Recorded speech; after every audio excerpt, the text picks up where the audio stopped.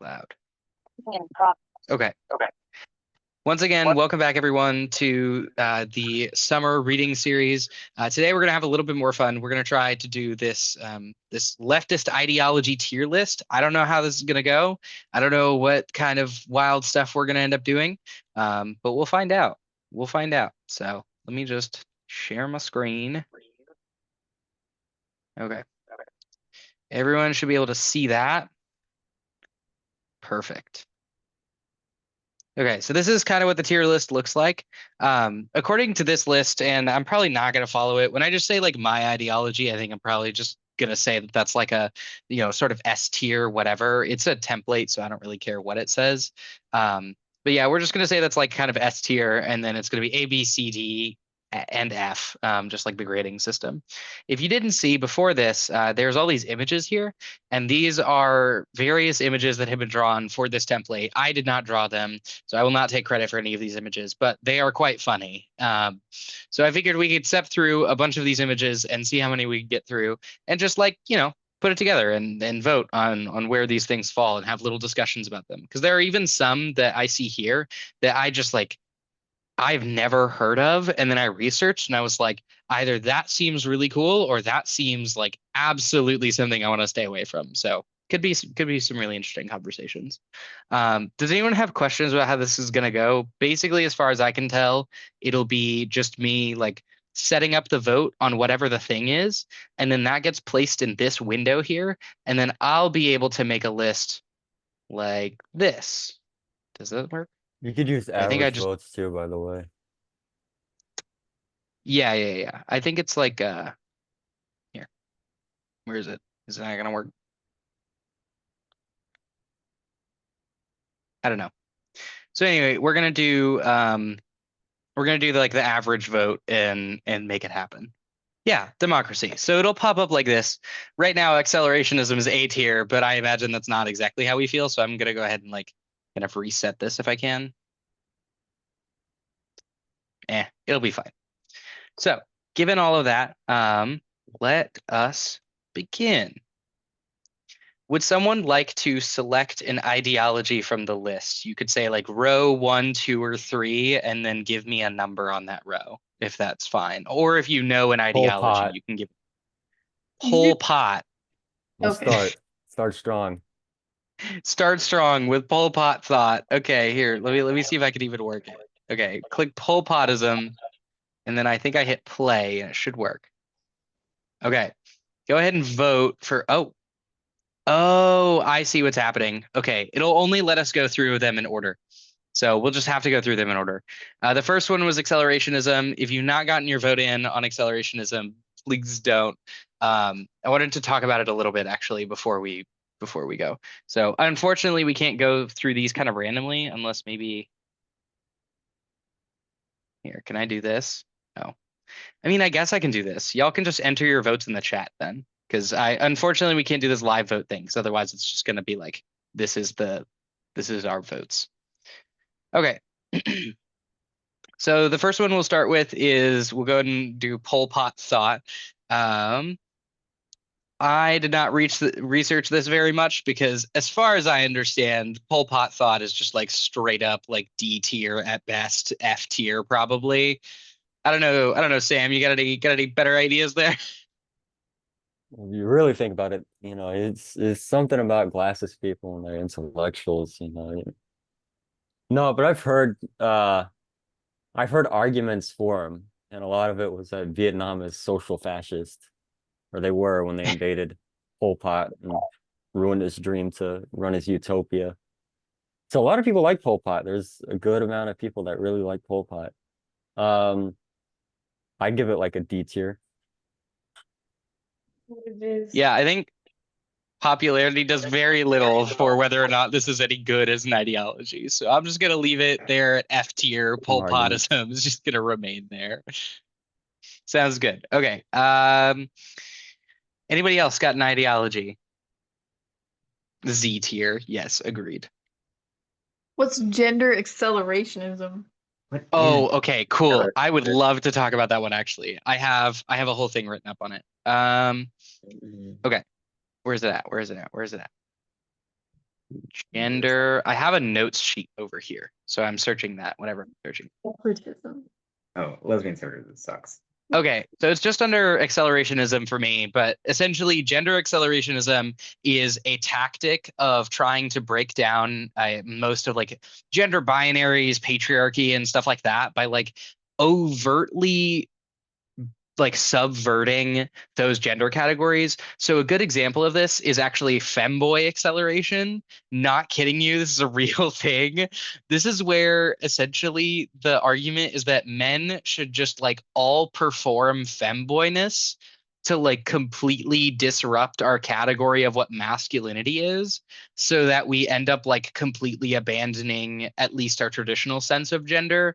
But technically, a lot of these actually don't require gender abolition. Many of them just say take the current gender categories we have to like their extremes or their ends so that we kind of like make fun of them in the process. But a lot of them actually will say, like, for example, femboy acceleration would not want gender binary abolition at all. So they don't want gender accelerationism. What they want is just like a standard critique of the patriarchy, which is really odd to me. When I was doing the reading, it did not make any sense why they were doing that, but apparently that is the goal. So, um, yeah, that's essentially gender accelerationism. Any questions about gender accelerationism? Cool. Feel free to let me know what you think at A tier through F tier. Do you want us to type it in the chat? You can say it out loud. It's fine Yeah, if you want to do Sarah's that. vote is like a C tier because I don't really get the point. Doesn't If really you're do not gonna much abolish outside of gender, gender. why even bother? Why even bother? You're not abolishing gender. Yeah. But like, yeah. I feel like C tier is like, yeah, that's a good goal, but you're not gonna get there by doing it that way. Yeah. We're gonna have a really full C tier if that's the case. Yeah, I know. I'm sorry. I like F is just like, no, that's terrible. C is like, you're on the, and then we can fill in the middle, the other ones that way. Okay. Anyone else got a different proposal for gender acceleration?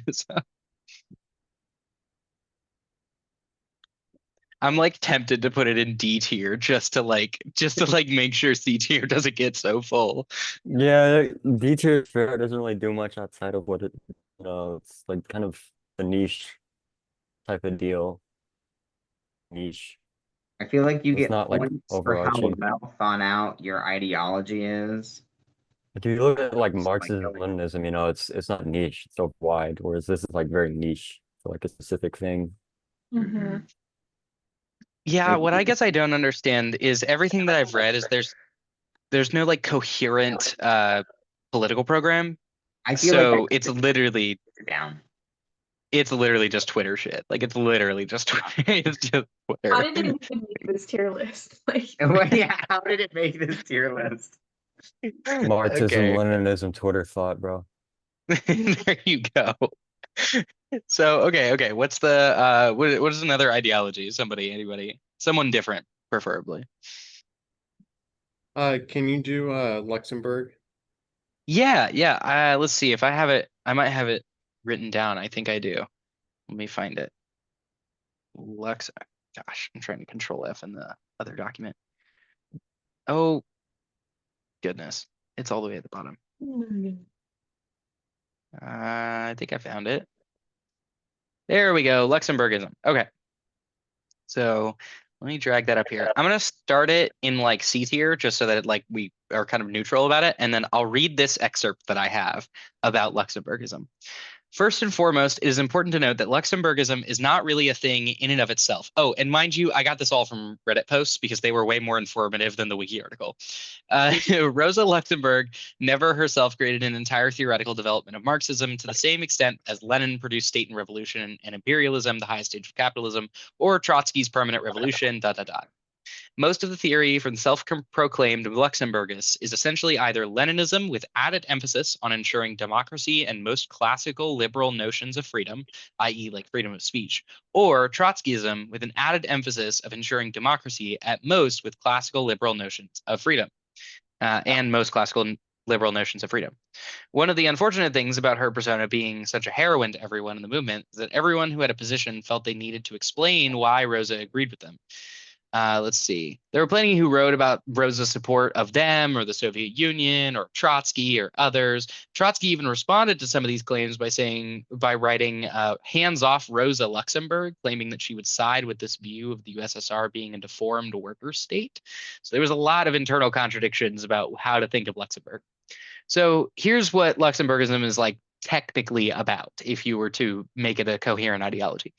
Luxemburgism is against the formation and use of a vanguard party to lead the revolution, and instead it relegates the role of the party to agitation and propaganda.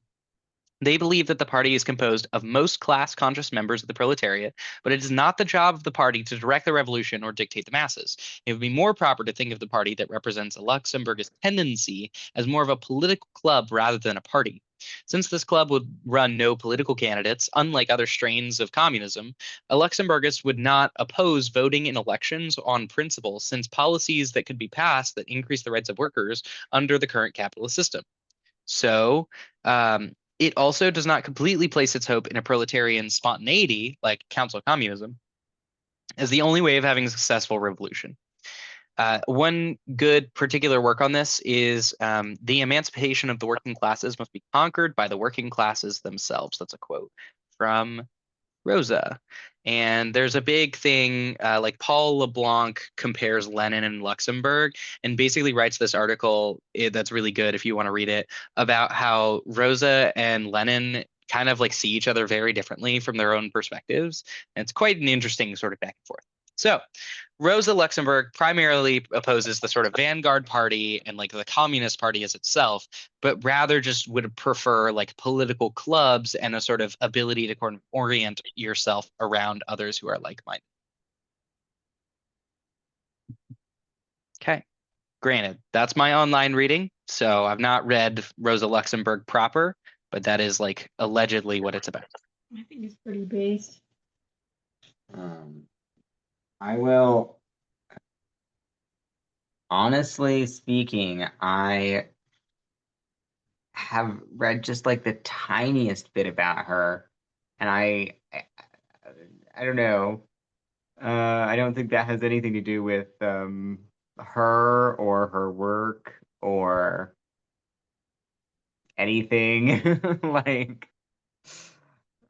you said, like she didn't have a articulate theory during her lifetime. So like after her lifetime, people have exaggerated the differences between her and Lenin to have, yeah. Leftist infighting at its fine, for sure. I mean, not Not a to fan. obviously this wasn't her fault, but like the German Revolution did not succeed and the Russian Revolution did. So like Yeah, fair enough. Also, big props, woman of her time, really important in influencing like leftist thought as well, and like super important for advancing workers' rights in general. She was a cool revolutionary, but I think her thought kind of sucked. Why do you think Yeah, I don't agree. There needs to be a vanguard party. I think Lenin explained it pretty well and what is to be done. The necessity for it, especially when there's a tax on it. And I think it kind of shows with the fact that her revolution, did not succeed and Lenin's did. Now, she was a great revolutionary in the fact that, she was supportive for the Bolsheviks, but she was also kind of dogmatic in her views of like Marxism. She wasn't able to kind of evolve it like Stalin and Lenin did. She was just pretty dogmatic about it.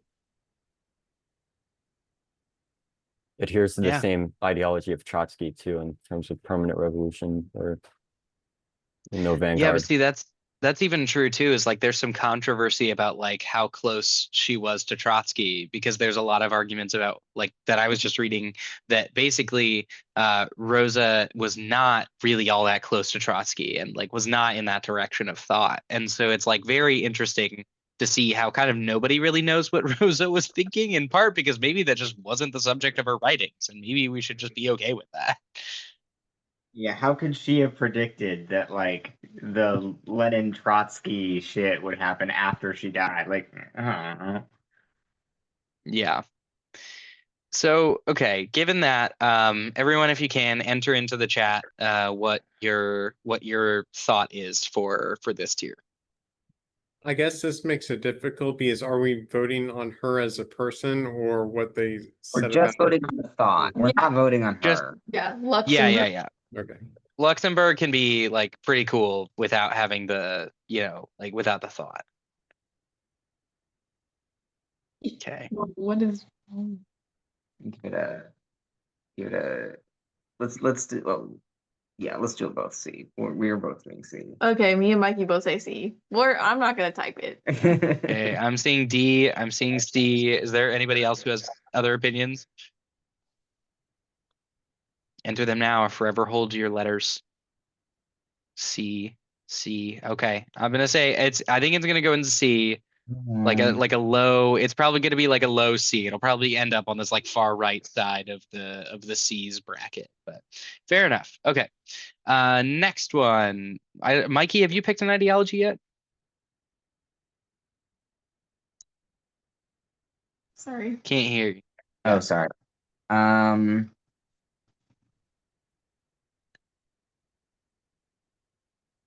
Let's get in there. Let's talk about democratic socialism. Let's get into Okay. Democratic socialism. Democratic socialism. So here we are, democratic socialism. So preemptively, we just gotta put it in S tier because, like, of course, it's the most perfect ideology that's ever existed. I don't even have anything written in the notepad because it's just absolutely perfect, right? No one has any critiques whatsoever of democratic socialism or electorate strategy. I've never heard of it. So moving on.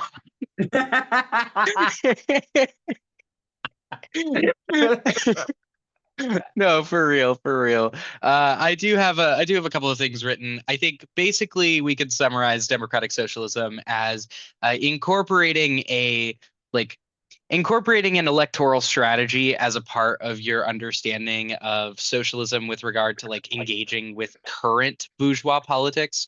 So a lot of democratic socialists think that there is definitely a need to engage in the posting up candidates in the current existing like electoral representative process, or creating a representative process that very much is similar to the sort of representative democracy that we might see current today.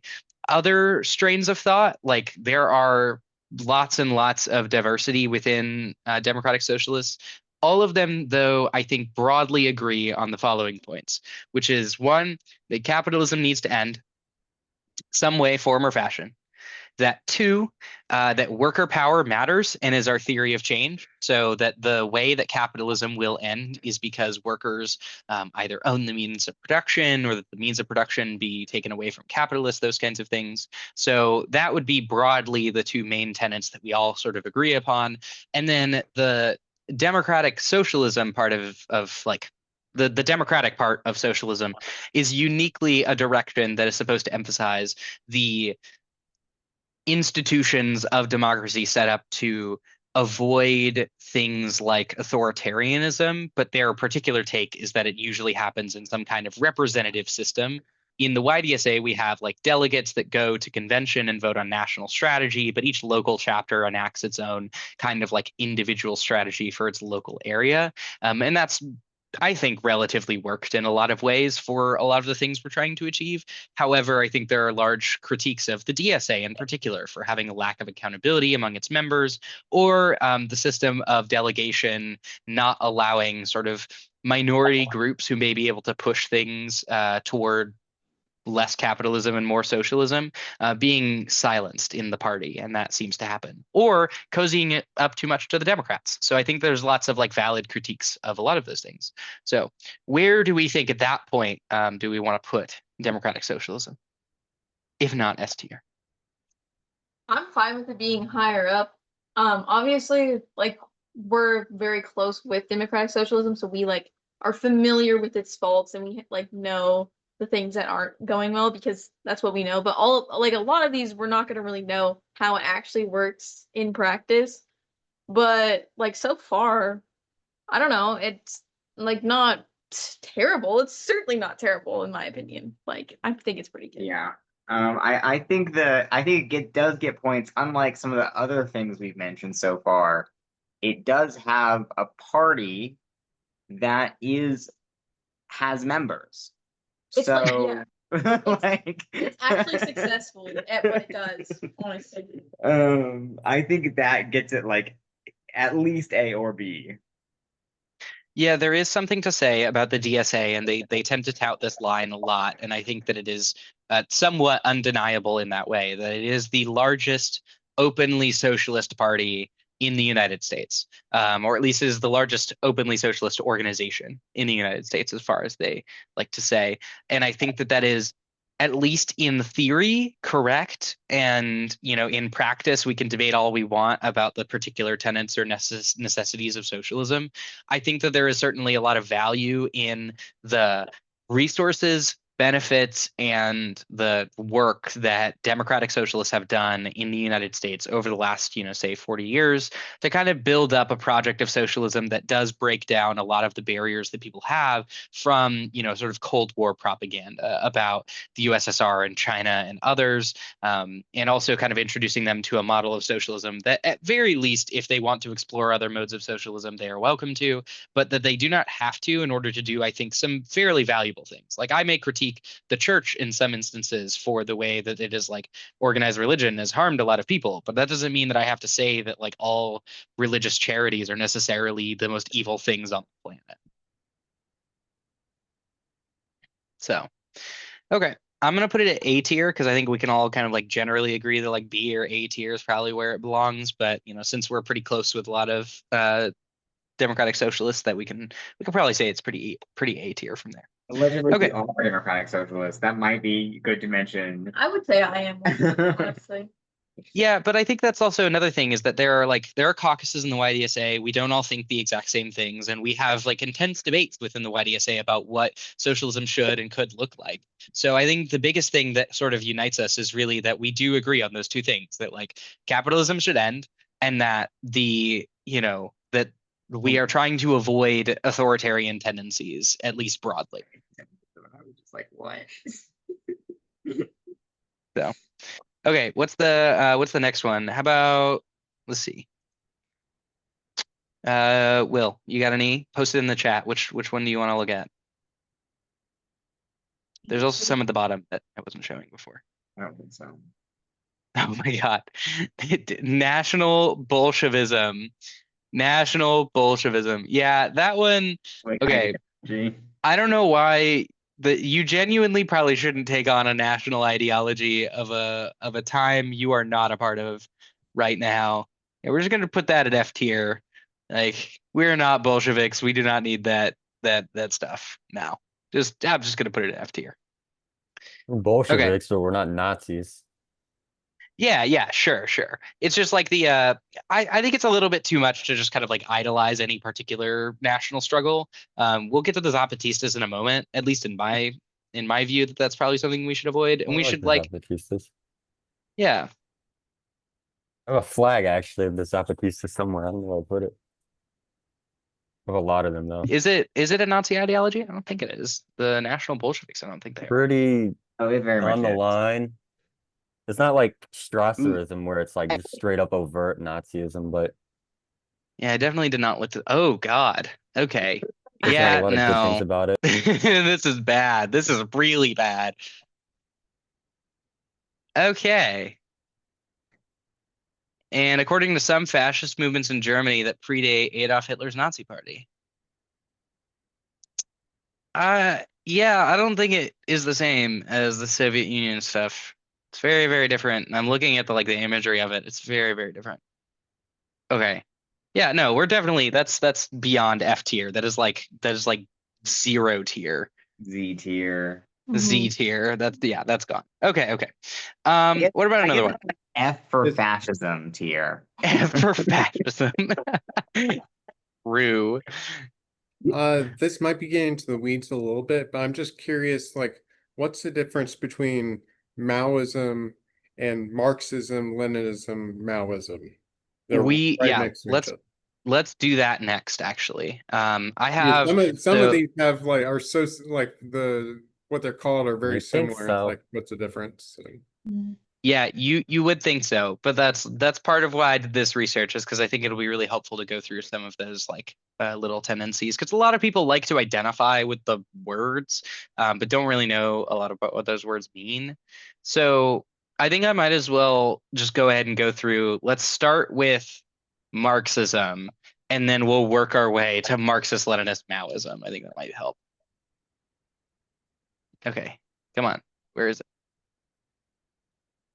Third row, fourth over. Yeah. I'm looking for the thing in my notes doc. One second. Oh, It's all good. It's all good. Here's the. Okay. Found it. So we'll start with Marxism. That's this one. I'm gonna move it up to C tier just to make sure that it's like on the board. Okay, Marxism. This is basically just the fundamental tenets that Marx and Engels wrote down in their original writings, and some of the ones collated by Engels from Marx's notes that he passed on after he died.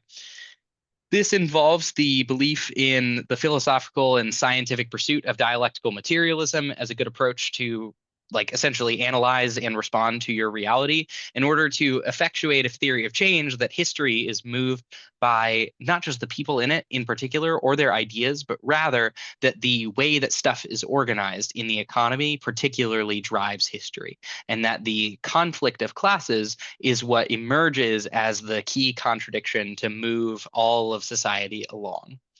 Next, it is also including a critique of capitalism. So, like, Marxists are generally anti-capitalist. If they are not Marxists, because Marx definitely did not like capitalism. And the other thing is that some may criticize this for Marx did not necessarily write super long books or essays about how revolution should come about or how the transfer of power, as in like dominant ideology between capitalism and socialism or capitalism and communism, should look, which led a lot of people to kind of either differently interpret or maybe misinterpret or be conflictual about what Marx says in those contexts. There are questions and critiques about Marxism being essentially in favor of a dictatorship that is authoritarian, made up of a sort of non-democratic elite, just constructed by a potential political party or a communist party, or allowing some kind of bourgeois democracy. So others say that pure, like classical Marxism, if you will, might allow bourgeois democracy because of his earlier writings prior to the Paris Commune and during and slightly after, with things like I think it's the French Civil War or those writings about the Franco-Prussian War. And so I think it is interesting and certainly thought-provoking to consider what the difference is realistically between Marxism and a lot of other thought, or why someone would be a Marxist and a Marxist alone. But I think a few things are key. One is dialectical materialism. Two is that you are anti-capitalist. And three is that you think class conflict is the key root of all, not necessarily just evil, but rather the driving force of history. So I think that those are all three things that all Marxists can agree upon, but many Marxists disagree on how to move forward from there. I think S. S tier. S The tier. most That's currently at obvious S tier. tier. Okay. S tier it is. Marxism is S tier. Okay. The next one we should go through is, and I think the part of the reason I see this as S tier is because it is certainly the foundation of socialism. Like you cannot get to socialism without understanding what Marx put forward. And despite all of the people who wrote after him, it was really Marx who Marx and Engels who published widely a full theoretical like work on a critique of capitalism. And I think that is extremely important for understanding like where we are as socialists today. So that's why we read the Communist Manifesto and such, and other videos you can watch on our channel. Okay. Next is Marxist humanism. Now, I know many of you may not have heard what this is. Is there anyone who has heard what this is and knows what this is? I've No, heard of getting a lot of like humanism before, but not Marxist humanism. Yeah. So essentially, Marxist humanism is According to this, contrary to the official dialectical materialism of the Soviet Union and to the structural Marxism of Althusser and Marx and all of them proper, they argue that Marx's work was an extension or transcendence of Enlightenment humanism. So, Gabe, the same humanism you were talking about, like the classic, humans are the not just the center of the universe, but sort of the center of our like moral considerations and like political ideologies and such. Um, they say where Marxist philosophies see Marxism as a natural science, as we just described with dialectical materialism, Marxist humanism believes that humans are fundamentally distinct from the rest of the natural order and should be treated so by Marxist theory. Marxist humanism emphasizes human agency, subjectivity, and ethics, reaffirming the doctrine that, quote, man is the measure of all things. Important theorists include, I believe, Lukács, Gramsci, Adorno, I think Hart and Negri are in here too. But in particular, unlike classical Marxism, which emphasized the economic base and revolutionary agency of the proletariat, remember that class conflict stuff, the Frankfurt School expanded the scope of the critique to include the role of culture, ideology, and mass communication in sustaining capitalist domination. There are certainly critiques of this ideology. Many say that it is too focused on the human and not on the stuff, that it makes Marxism unscientific. And there are also critiques about how essentially by adding in all of this culture, ideology, and mass communication, you're moving away from Marxist materialism and instead going toward a sort of Hegelian idealism that might be harmful to a broader theorization of how history moves. Yeah. I wonder how like humanists would react to like AI, the whole AI debate and like stuff like that. How that would affect it. I mean, like humanism is like a different thing. Well, Well, Like this kind of borrows from both. It borrows from like a Kantian humanism and then applies it to Marxism and then says that Marx is just a humanist, but he didn't know it yet.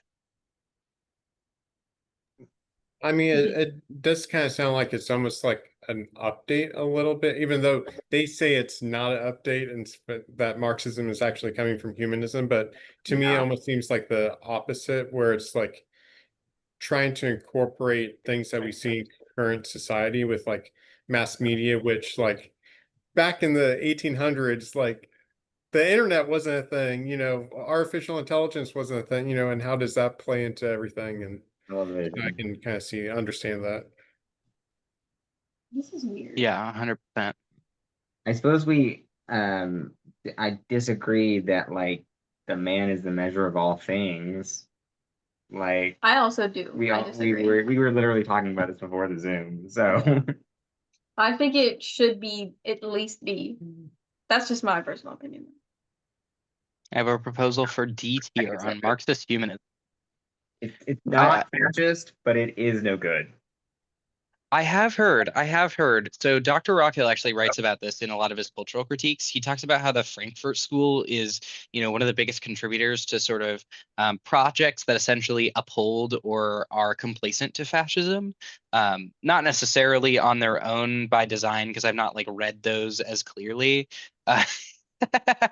Oh my God. Wait, we want Marxist humanism to be S tier? Is that what I'm seeing? Who said Fair that? enough. Who is saying this? No. I can see it. I can see it. Okay. No, that I, was for the earlier one. That was for Marxism. oh yeah, for Marxism. Oops. Yeah. Okay. So Dr. Rockhill critiques the Frankfurt School in a lot of his works for being potentially like complacent to fascism or allegedly like pro-bourgeois and that kind of thing. So there's a lot of like sort of ivory tower academia about this Marxist humanism for sure. Yeah, I think it's no good. And I mean, when I say it's not fascist, I mean it's not outright fascist. But if you're on the D tier of the leftist ideologies tier list, you might be a fascist collaborator. Yeah, fair enough. Yeah, I guess Okay. part of like for me, part of the problem is because I kind of like spiritually and like morally, I identify as a humanist. And so it's like when you start taking your different ideologies and kind of starting to mash them together, you kind of think you're coming out, you can like the sum is better, or was it the whole is better than the sum of its parts or something? But sometimes it can be the opposite of like sometimes you take these different ideas that actually when you try to incorporate them together actually makes the whole thing worse. But Yeah, I think that there is a distinct difference, at least in my mind, for what I think like humanism today means versus the sort of philosophical tradition of humanism that they are talking about with this, is that like Marx is definitely a humanist on his own. Like, yes, Marx is definitely a humanist. In fact, he writes multiple times about the kind of influences that he has in prioritizing like the uniqueness of humanity as being able to transform nature into commodity. That is like a unique transformational power that like he does not give to like farm animal. Like he wouldn't say that an ox necessarily transforms the farm into a commodity or like transforms the wheat into a commodity because it happens to be at the front of the plow. Like that does not. In fact, Marx makes that distinction and says no, the ox is definitely a tool or like factor of production rather than being. Rachel.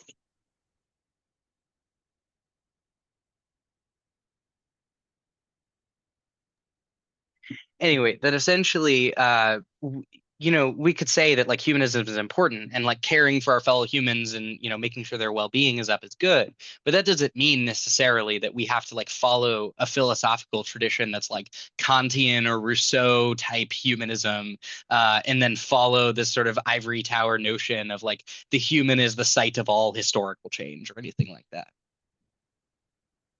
So, okay, Marxist humanism, D tier. Next, I have Marxist Leninism, because like I said, I think we're going to go through the progression of kind of just like all of the list of ML, MLM, MLM, MLM, whatever all the list is. So Marxist Leninism. What I have written here as an oversimplified answer from Reddit, because I think it was actually a pretty decent answer, to be perfectly honest, is that it is of two parts. First is the Marxism part, refers to all the theories put forward by Marx and Engels, and introduce concepts like dialectical materialism, the state, dictatorship of the proletariat, the labor theory of value, and other core concepts that we've all reviewed before. Then Leninism.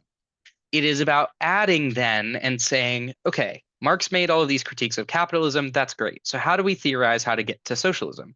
Well, we use Lenin's theory of change for how we get from where we are to socialism. So the contributions of Lenin consisted of how to actually organize and achieve a socialist revolution successfully, as well as some analyses of the developments of capitalism since Marx's time, like, for example, imperialism, the final stage of capitalism, or the highest stage of capitalism is how he puts it. It introduced concepts like the vanguard party, imperialism, the national question, democratic centralism as an organizing strategy, and more. Essentially, they want a stateless, classless, moneyless society, and eventually, but they believe the state is necessary to deal with counter-revolutionary forces and organize the development of a society until it becomes more feasible. So you should read books if you want to learn more about Marxist-Leninism. I think, and I agree with this Redditor, that the best book to read is probably State and Revolution by Vladimir Lenin. I think it explains pretty well exactly the kinds of forces and counter-revolutionary forces they were facing and why they chose to engage in the revolution the way they did. Final note that I'll add to this is usually Marxist-Leninists tend to at least espouse that they reject Stalinist points. In particular, they don't think of themselves as endorsing Stalin's policy or way of viewing the world, but they may use Stalin's writings as a way to be like a feature of understanding Lenin in the same way that like any leader right now writing about the policies of a previous leader or something like that they knew or knew very well, they might use those writings to kind of understand that leader in socialist thought. So that's Marxist-Leninism. What do we think? S. S tier. It's so goated. S tier. S tier. I'm hearing S tier. Sounds good. Sounds High good. S too, the highest possible, honestly. Yeah, that's probably true. That's probably true. It is possibly one of the greatest evolutions towards Marxism, especially its understanding of like what the revolutionary struggle was as they were going through it. And so it came along with it. And so it did have the understanding of the need for like a vanguard party now. And it had the understanding of the need for like why electoralism is necessarily a failure, why revolution is necessary, and why there's a necessity for a transitionary state. State and Revolution is probably one of the most important books that you can read outside of like Capital in the manifesto or whatever. State and Revolution is like the Lenin book. And what is Yeah, to I be will done. say it is certainly like very approachable. It makes a lot of sense. And once you start studying sort of Bolshevik history, it makes a lot of sense in that context. I think like I'll just enter this for the purpose of the video as well as like there are some notable critiques of Marxist-Leninism in the context of understanding like, okay, the Bolshevik Revolution happened during a time where they were like dealing with like feudal states and royalty as opposed to like bourgeois capitalism or neoliberalism as we see in the United States today. And so there's many who I think like validly question the lessons that Lenin and his friends, if you will, his comrades, were learning at the time of the Bolshevik Revolution in 1917 versus the kinds of things that we need as a strategy for working in the imperial core today. There's certainly a difference between the Russian like empire as it was and the United States empire as it is today. And so I think there are certainly some critiques of just reading Lenin and that being enough to sort of move forward in your thought. But I think it is certainly important to study things like Leninist thought, like Che Guevara and some of these other successful revolutionaries who maintained large socialist states for long periods of time. So that's just to enter a critique, just to add some education. But other than that, I think that's fair. Is there anyone else who wants to change the position? Detractors. This is authoritarianism right here. Authoritarianism is when everyone agrees. Yeah. Yeah, that's it. That's it. That's the dictatorship of the proletariat right there. We all agree. Like those videos where you see like Mao and he's looking back and everybody's holding the book up. Yeah, that's dictatorship right there. Well, speaking of Mao, let's go to Maoism. So I know that people were asking about Maoism. I haven't touched like Trotskyism and some other stuff because I wonder if like just time-wise we may not get to it. So let's just talk about Maoism first. Okay, I'm putting Maoism at C tier just to, read you all the description and then we will get into the stuff. So a lot of this was pulled from the Wikipedia page, which I think is really helpful on breaking out the different parts of it, of the ideology, but there's no real supplement for reading just like Mao directly. I think one of the most popular ones is like the quotes of Chairman Mao, the little red book, the On Contradiction, and some others that I might mention here. So just if you want to go look into Maoism, definitely reading the primary source text is good. But I also would suggest like study your history and understand where does Mao come from? Why is the revolution happening that way? And what did sort of Mao learn from that? Okay, there are a few basic tenets. First is new democracy. According to this, we need a national, popular, democratic, and anti-feudal, anti-imperialist revolution run by the communists. However, those communists are working particularly with the agrarian society against bourgeois society. Mao, largely in this democracy, wants a kind of universal suffrage and wants to make sure that people are not disenfranchised just because of their lack of proximity to property. So from this perspective, from a Marxist-Leninist perspective, there are critiques of this new democracy because they claim that new democracy halts class struggle and allows unrestricted capitalist exploitation, and that their theory of three worlds is counter-revolutionary. However, these are sort of like, contested critiques because many of these critiques are just like criticisms of a state that became really successful and is like probably one of the most successful mixed economies in the globe right now, at least 60 years later. So it's something to say that like, yeah, from a Marxist-Leninist perspective, they think the new democracy was like not good enough, but also they don't seem to have any credentials to sort of come from. So anyway, that's new democracy. There's not a whole lot there of like really improving. Most democratic models in most of these different thoughts are just kind of like built as things happen. They're not sort of like built as predefined, well-defined theoretical frameworks to operate from.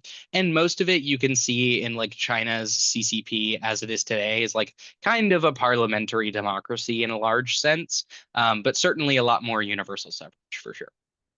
Okay, the next thing is People's War. So the revolutionary struggle of the vast majority of people against the exploiting classes and their state structures, Mao termed People's War, mobilizing large parts of rural populations to revolt against the established institutions by engaging in guerrilla warfare. Maoist thought focuses on surrounding the cities from the countryside. So if we remember from what Marx was saying, he talked about how you should, in a socialist state, sort of disrupt the division between town and country, right? That like the city should not be so different from the country itself, because we should be using all of those resources in common. In Mao's understanding, he's looking at a large state, largely structured as a feudal state with a lot of people operating as toiling farmers, and says that if we take back the land, we take back our power, and in doing so, fight in guerrilla warfare our class war. So he really thinks take to the ground and physically take your land back in order to do so. Okay. And then with that, he says there are some critiques that say Mao departed from Leninism only in his near total lack of interest in the urban working class, but also in his understanding of nature and the role of the party. On the other hand, Mao said that this would always be virtually impossible to answer, and that these kinds of things should be decided in the context that they are living. So you can take that how you will. Basically, the diversion from Lenin is that instead of developing a sort of vanguard party in the way Lenin did, the vanguard becomes sort of enmeshed within the farmer, like proletarian class in many ways. Okay, questions about those two things before I get to a couple of others? Well, I guess it'll be differentiated on the next one, but Yeah. typically this Mao Zedong, or Maoism is also known as Mao Zedong thought to Chinese people. So just don't get, Yes. that's the big mix up that a lot of people get. Yeah, there's a big thing I was reading about this in particular in China, they hold a different understanding of like what thought versus like ism is. And so when they think of thought, they actually have they have an understanding of how that is like different and not necessarily superior, but sort of more respectful of Mao's history and position within Chinese history, and why his influence was so important. So they would sort of like, in the way that like a Catholic might consider a particular saint's contribution to Catholicism as, as like big important stuff to the theory. In similar way, in China, they consider it Mao Zedong thought as opposed to just an ideology, because they see it as on a sort of another plane, if you will, of respect and importance. I think this is another one of those where it can be a little tricky because in my head, some of the like ideas and principles you mentioned sound really good, but then I also think about like the historical context and the fact, their revolution, they were in a guerrilla fight against the other Chinese Republic, and everything historically and everything.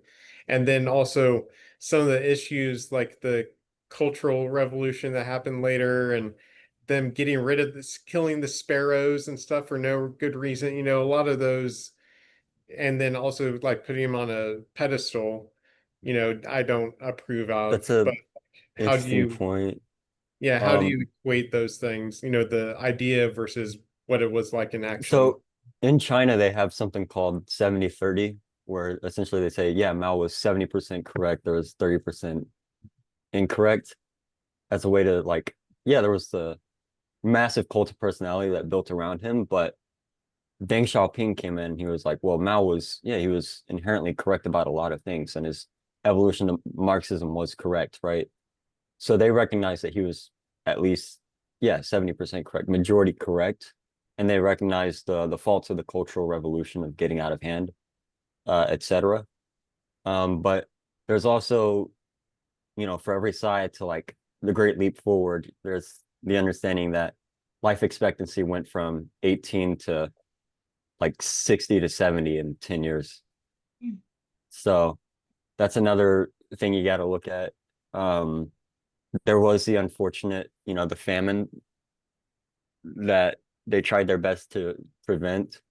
From my understanding, a lot of it came from misreported grain production, etc., that Mao was warning against. So it was just it was kind of a policy disaster in the sense that everyone kind of collectively agreed, yeah, we all kind of fucked up. So Mao did take responsibility and step down, and he was called back into that position later on, in which kicked off the Cultural Revolution because people were so fanatical to have him back. In which it died down as he aged, and we got into the Deng Xiaoping era, in which China continued to grow exponentially in terms of life expectancy and other great things. So I think personally, Mao Zedong thought was great for China. I would put it still in S tier. I would put it behind Marxism, Leninism, but ahead of Marxism. That's my opinion. Because with Mao, it's kind of complex, but you got to realize like the situation that he was in as well. Similar situations like Stalin or Lenin, where it almost seemed unwinnable, but he managed to pull it off.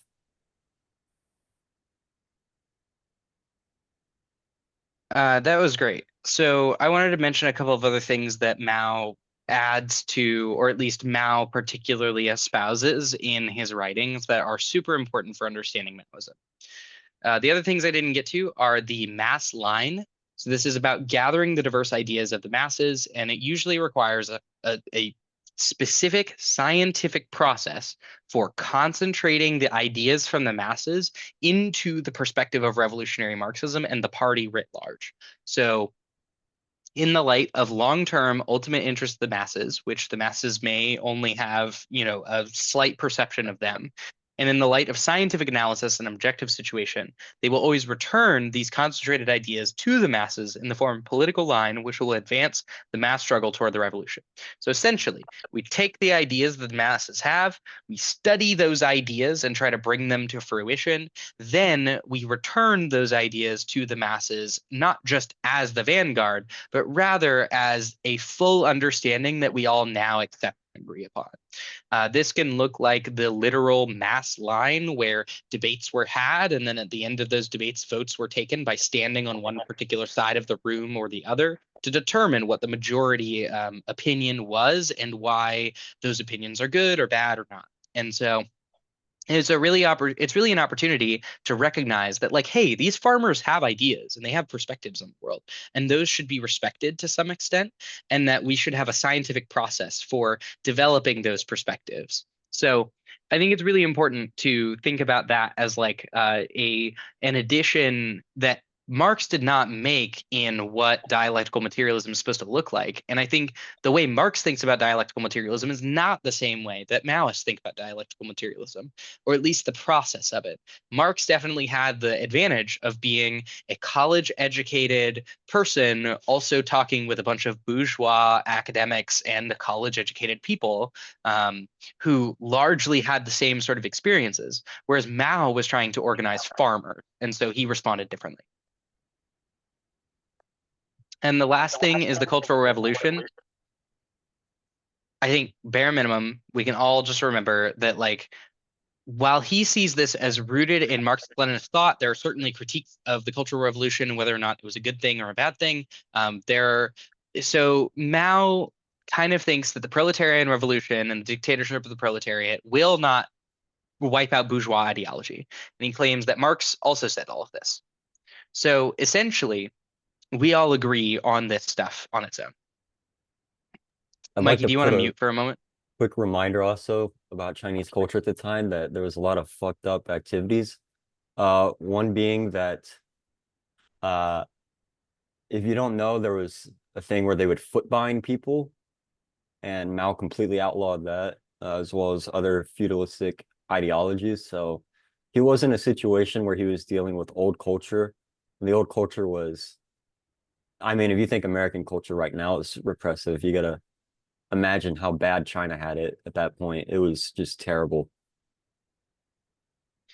Yeah, it's essentially like they were dealing with a lot of things like Confucianism, which was a particular like philosophical approach to the world that was very much like respect the sort of monarchies and dynasties that exist, respect the sort of empire, fall in line, those kinds of worldviews, and very like traditionalist worldviews and such that he was very much trying to prevent. And so the Cultural Revolution was saying, hey, we know that large parts of our, the masses are still under these bourgeois ideologies. So how do we advance the political ideology so that we go beyond those necessities in the same way that like we still have vestiges of feudal ideology as we think about idioms and culture and all of that stuff. And that stuff doesn't just disappear because we happen to be in capitalism.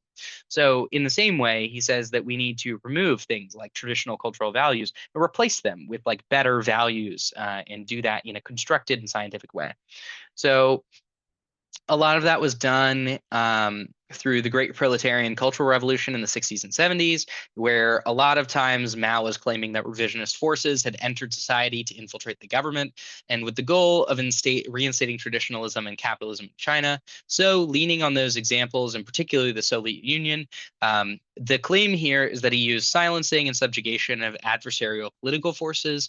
This could also be seen from Mao's perspective as rather than subjugation of adversaries, but rather the replacement of thought that is going to harm the people with thought that is going to help the people, and using the state's power to create the conditions for people in the future to understand socialism properly and avoid the mistakes of returning to a sort of classic or traditional set of values that would then turn them back to capitalism and harm them once again. In many of those revisionist forces, they were largely understood to mean landlords, rich peasants, and the bourgeois academic. And so these people were publicly criticized, and they also called upon the peasants at the time to like learn how to publicly criticize those people and know and identify them clearly and respond in those situations. Okay. So that's it for the Cultural Revolution. The last thing, and I know this is like a lot, we've already said like 5 things, but this is another thing that Mao adds to his thought, which is on contradiction. Marx, remember, talks about contradiction and says that because he's a Hegelian, right, that contradiction is essential to understanding the world, that everything is essentially just the product of the contradictions resolving one another. So there is a primary and secondary contradictions. There is one primary contradiction that rules the sort of national struggle, whatever that is. In the United States, many people say that the primary contradiction is imperialism or colonialism, and there are debates about what the primary contradiction is. In communist China, it was largely the primary contradiction of, I believe it was just, where is it? I believe most of the contradiction was like just the possession of land or the national question, but I'm not 100% sure. Anyway, generally his theory on contradiction is about identifying what the key sort of problem of capitalism is in the place where you are at the time that you are, in order to solidify and elaborate on these themes, and then understand those themes through the process that we've done before about like kind of refining thought and doing the mass line and then struggling that way. So like if we respond to US capitalism by thinking the primary contradiction is imperialism, we will respond in a different way than if we thought the primary contradiction was colonialism and that those things are distinct. If we similarly thought the contradiction was patriarchy, right, then we would respond very differently to American capitalism than we would if we thought it was colonialism. So those debates about the primary contradiction were fairly popular and super important for Mao's thought. Okay, questions about Mao, thoughts about Mao before we go to our like ranking. And this would be, if you're a Maoist, you're basically like, Mao is awesome, whatever. You may not spend so much time with like Marxism or dialectical materialism, and you certainly won't look at like Lenin as the way to win the world, at least not in this ideology. You will be like, I want to follow Mao's pattern of going through with the revolution, and I'm gonna like kind of put aside Leninism for a lot of things. So is that the difference in between Mao's, because one of the icons just says Maoism, and then the other icon said Marxism, Leninism, Maoism, all 3 underneath the ball? Okay. Yes, so the big difference I have written here is that the practice of Mao Zedong is that Maoism is a theoretical elaboration of Marxism through the practice of the Chinese Revolution. Therefore, not necessarily a work of hindsight. So Mao is thinking forward. He's saying this is the program we are developing.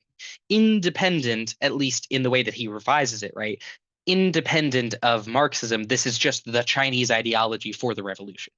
And so when you talk about Marxist Leninism, Maoism, that is looking back and going, okay, we have Mao, we have Lenin, we have Marx. What do we do with that?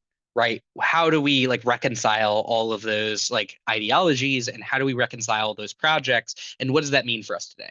So Maoism would say that we are down with what Mao said, but we're not going to necessarily look back at like Lenin or Marx proper, or at least not in the way that like an MLM would. Okay, questions about Maoism? Chill. Another feature of Maoism is like usually guerrilla revolution. So one big thing is Maoism in particular inspired a lot of Latin revolutionaries, and Marxist-Leninism Maoism also inspired a lot of Latin revolutionaries around the 70s and 80s and 90s, responding to things like neoliberalism and Pinochet and Chile and Argentina and lots of other places. So if you're ever interested in Maoism, great ways to study how Maoism influenced other movements is Latin America. Like super great place to be studying how Maoism is deployed. You have to be Okay. careful with that though, because you could find Gonzalo firebombing like hospitals of children and shit. Gonzalo is, I'm not a big fan of Gonzalo. I think he quite honestly fits the definition of what a terrorist is. And there's a lot of good criticisms of Gonzalo, because I think he falls under Marxism, Leninism, Maoism, and that's the main thing. Is their ideology is more any means necessary. Mao was also a revisionist at the end of his time, is what they say. And so you have to purge revisionism the same way Hoxhaism is, but Hoxhaism's not to that extreme. Yeah, essentially some of the big critiques of Maoism are potentially violent revolution, or the institution of cultural revolution as being not useful, or like a revision of Marx. There's also questions about the way that he ran New Democracy, and like Leninists may not appreciate the way he ran New Democracy. And finally is like democratic centralism was not a part of it. So if you like are particularly a fan of democratic centralism, then that's something that Mao would probably not incorporate. Like a particular Maoist would not incorporate. MLM might, Maoist might not. So that's something to think about. I was thinking, just for the sake of it being Maoism in particular, I think putting it at B tier makes the most sense, because it is like probably more controversial while still important to study.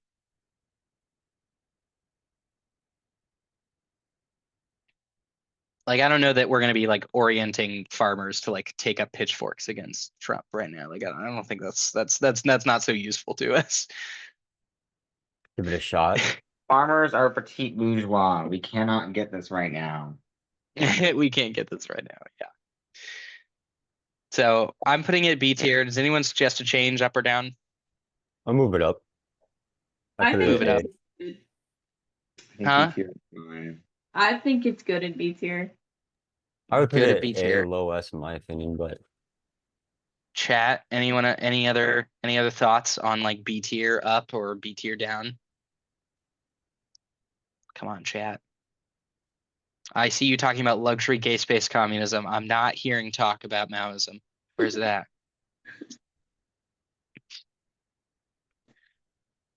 Okay. Currently, yes, Sam, I already got your vote. who wrote that? Who wrote Okay. that? Does anyone have other votes? I'm just trying to total, because otherwise it's 3 votes and I have to go with the 2 out of the 3. So, okay, I'm getting 3 out of 4 for B tier.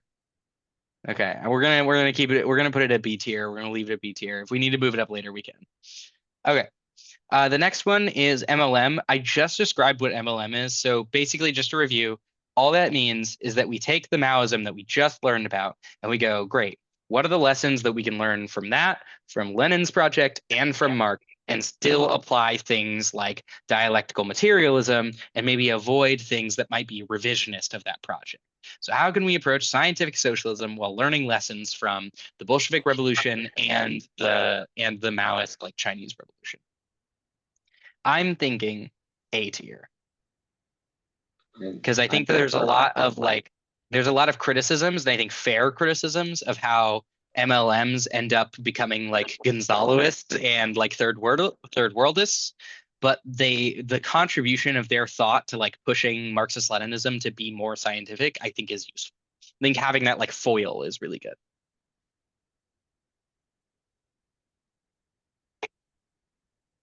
Am I seeing votes in the chat? I'm seeing a B plus. B plus. Okay. Keep it in B. Okay. Okay. Interesting.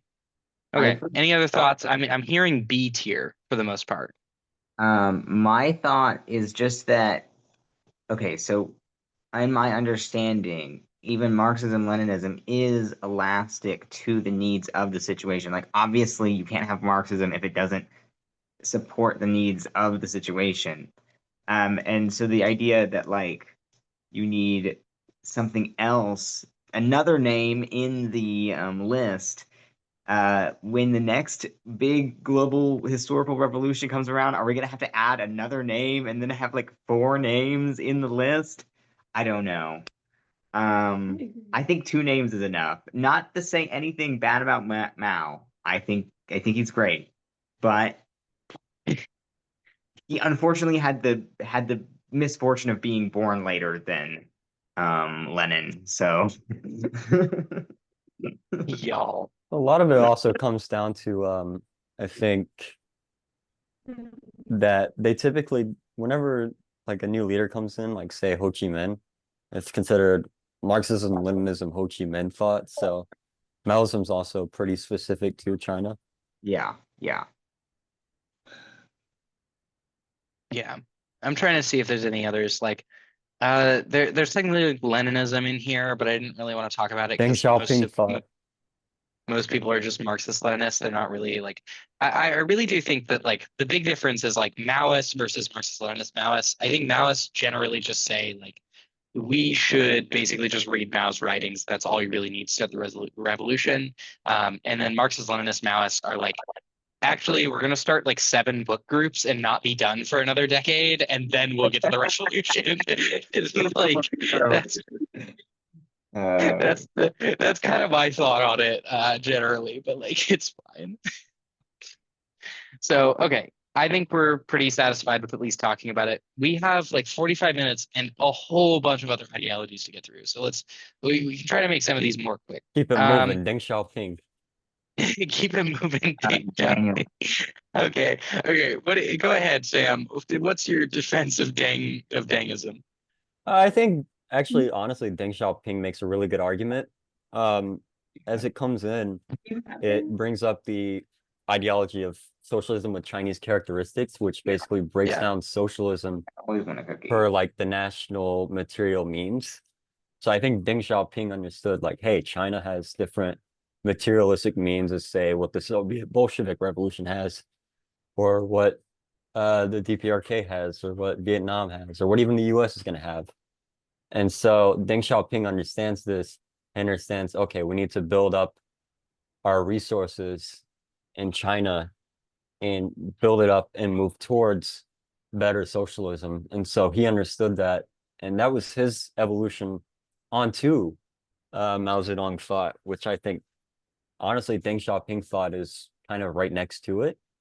I understand the criticism is that people say it turns into state capitalism, but you can also make the same evaluation that it's evolving towards socialism probably better than anyone else has because they understood the necessity that you need to evolve it. Like Marx would more than likely go, yeah, I agree, you have to evolve it. So Deng Xiaoping comes in and he says, all right, how do we evolve Marxism within the context of the Chinese, characteristics, Confucianism, etc.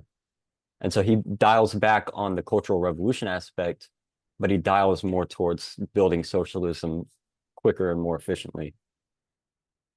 Yeah, I think you kind of hit on one of the biggest critiques there. So just to like, provide the other side of it is one of the biggest critiques internally from China is that because Deng is like moving away from the Cultural Revolution and moving away from a lot of the principles that Mao had as far as like the sort of purity of communist China, that Deng is making a bunch of provisions that are not necessary. And I think you're right to identify that a lot of people critique and have significant debates about China today being like socialist states. So I think it's a big, significant debate in leftist communities as to whether China is considered socialist. In part because technically the definition of socialism is like, I mean, the workers don't actually own the means of production. I mean, there's some arguments to be said about like they maybe never did in the Soviet Union or others. But like again, those are like heated debates on both sides that I think are valuable to discover and explore. And I think one other thing to note is that now we can look at like Xi in particular. Okay, Xi has made a goal that China is going to be like a real, like, asterisk real socialist country by like 2050. And technically, a lot of the work that they have been doing over the last 20 years or so has kind of been building toward that. And there's a lot of like investment in green tech to be like less dependent on coal power. There's a lot of movement toward like a sort of Asian futurism, if you will, where like communist society is advanced to the point where it feels it has enough resources and backing to be able to transition to socialism more comfortably. And that's something that Deng was also fighting for. So I wonder if like, just by like raw success, technically China has done a really good job. Now, the real question comes from, okay, does this just allow state capitalism until we feel comfortable enough to move to socialism? Then when will we ever move to socialism? And also, how do we know that the CCP is like truly going to keep moving in the direction towards socialism? Or are we just going to like have socialism with Chinese characteristics forever and never actually move toward a stateless classless money society or like develop that thought? So I think we lose things like the mass line or the cultural revolution that may be useful in going. So I just wanted to enter those things, so feel free to jump in. Hey, by the way, it sounds like you deep fried your microphone. Has it been this whole time? Yeah, like not the for whole the last time. like 10 minutes. It got really bad the last like minute when you were talking. Okay, how about now? This is You're probably good. That's Oh, better. that's a little bit better, yeah. okay. Someone should have told me. I was like It's literally riffing on not in Dang. contact. I couldn't get a word in. You were talking for like 5 minutes. You could have just. Did you message? Yeah. some Oh passionate God, speaking. Caitlin, I just saw that. Okay, yeah. Anyway. Okay, so I'll summarize it really clearly. There's a critique that it could lead to state capitalism, that it revises too much of Mao, and that it may be maybe not able to transition to actual socialism, because the question is whether or not like there would be any motivation in the CCP to do that and sort of return to a more like purist like communist vision of society. So. I Okay, think the now that I greatest don't. counter criticism you can make of that, though, is that Mao Zedong also understood what Deng Xiaoping was going for. And at that point, he started to move towards Deng Xiaoping's sort of thought, setting it up for him.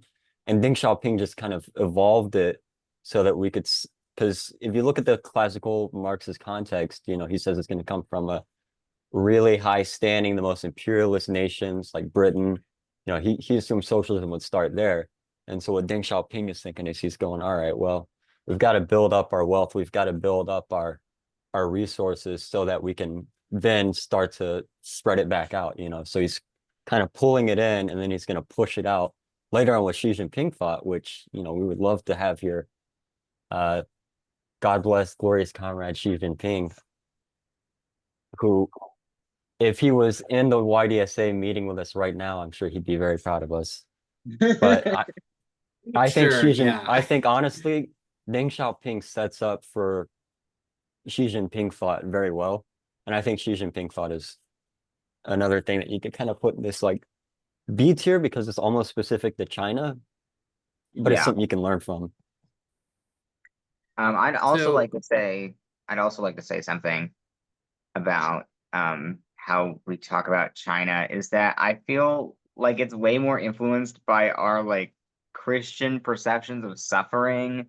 Like they're like actually doing socialism, or they have a functioning state, they have a functioning society. Clearly there's been great improvements in the status of the Chinese people since the revolution, and even in very recent times. So, but like we in the West hate to see people winning. We hate to see people winning. We love when people suffer. We think that there's something noble and good about suffering, and the Chinese project is like, nah, we think Communism is when people have things, you know? So that's my critique of the critiques of the critiques. So, anyways. Yeah, I just think it's super notable that like most of the people who end up going to China either find out that their ideas of China are very incorrect or find out that their ideas of China, especially in a positive light, are generally correct. And it's not like a North Korea situation where you're just like, oh, you're only in one city and you can only see like two things and that's like how you come away from North Korea. Like most people do not have the same opinions about North Korea or the way that that works. So I think it's really interesting how like most people who end up going to China are like, honestly, it's not that bad. Like, I don't know what people are talking about. And I think that's like kind of evident in how we end up People hate to see perceiving a those. communist project winning. People hate to see a communist project winning. They like it when a communist project is like a failure, a martyr situation. They hate to see it actually succeeding. Yeah, I can speak on this. I actually went to China earlier, like this summer, and I would say Yeah. like I feel like there is like at least now, like the young, especially the young people, like culturally, like it is very like similar to how Americans, like young American students too. Like I went on like a international exchange thing, and so we like we all my group also hang out with like fellow college students, and it was just like you can really tell the difference. And you could so like you can just say that like yeah. Sorry, I was gonna say. Oh, that makes sense. That's really cool. Thanks for adding that. I think yeah, most people who like get the opportunity to go to China just generally they come back and they're like, it was just a cool place to go. Like I mean, it felt like a normal place to be. And I don't think people go to Finland and are like, oh my God, the government programs, they're killing me. Oh, how dare I have universal healthcare access? Like I really don't think that they're just like crying in squalor at the lower than 10% poverty rate compared to the United States. It was like a somewhat 30% poverty rate or something like that. Like I really don't think, and honestly, it's really funny to hear them talk about like American squalor. Like, do y'all know that there are ads airing in Germany about giving like 5 cents a day to starving American children? Like, do you know about this? Oh my god. Oh Like, that's no, real dude, stuff. it's not false. We have like SPCA commercials about American starving children. The American children are starving, so They are. They are. Like, oh, here, send your 5 cents so they can have their free lunch program. Like legit is the kind of ads that are playing over there. wow. Mm-hmm. So anyway, done with our critique of America. I went ahead and put it at B tier. I put it as like so MLM or is like kind of like like the top of B tier. Then Maoism just because like that's specific to the Chinese situation. Then Dengism kind of goes under it because it's like still very controversial, but like also kind of a sort of undeniable success. So it's something that we could definitely study more, but I think kind of belongs in that spot. Whereas like it's not as widely used as a theoretical tradition, if that makes sense. Can we do the lesbian one next? Yeah, we could do that. Okay, so I actually have one written up for this. I was I mean, hoping so y'all would pick it. I think some of these we can go by pretty quickly, you know. Yeah. Let me describe this one though. This because I actually have a whole thing written up on it. You Actually, I don't have even know. a You don't even know, Gabe. You don't even know what you're walking into. yep. Here we go. Yes, let's hear the man talk about lesbian separatism. Okay, I grabbed things from the wiki and I also grabbed from Reddit. So I very credible sources on this. Like very credible sources on this. So lesbian separatism, this is essentially an ideology that like lesbians in protest of things like capitalism, patriarchy, anti-queer sentiment, and things like that should quite literally just like make separate communes where they're just all lesbian together, where they like don't need any men or like society or anything writ large. And so they develop their own communes and just go live together in harmony and like, I don't know, raising chickens together. And I'm not like, this is not me being facetious about any of this. This is real. Like this No, is no, the shit that Daniel, I have Daniel, read let me get in here. about this. Daniel, lesbian separatism basically says that women should all go on strike for men, and that will Yes. be about the end of patriarchy because, like, obviously, patriarchy can't have itself in a vacuum. The problem, of course, is that's not how like class relations work. That's not how patriarchy works, and we have not yet achieved all women being, or even a critical mass of women being lesbians in such a way that would come to the downfall of patriarchy. I like So I- Dan's definition better. I think a lesbian commune is a great idea. Okay, but like, Well, you 'cause have to look, this understand is- that I they have it. tried the lesbian communes and then they all failed because they hated each other. Oh. Well, okay, I have the example right here. Don't worry, Mikey. I was gonna get there. Like I got it right here. It's that they okay. Opinion. I have so many opinions. I think I think this is the Furies. I don't think it's the Furries because it's not two R's. It's only one R. It's Furies. It's Furies. the Furies, Okay. like the Greek myth. Yeah, Yeah. yes. Okay. So and noted in the wiki that there's a lot of like Dea like worship, like the Greek god sort of worship. I forget which one is it? Is it Diana. Diana, that's it. Diana. Which is Roman. Yes, Diana makes sense. That's not Okay. Whatever. So what I have is the Furies formed a commune in 1971 to open to only lesbians, where they put out a monthly newspaper called The Furies. The Furies consisted of 12 women aged 18 to 28, all feminists, all lesbians, all white, with 3 children among them.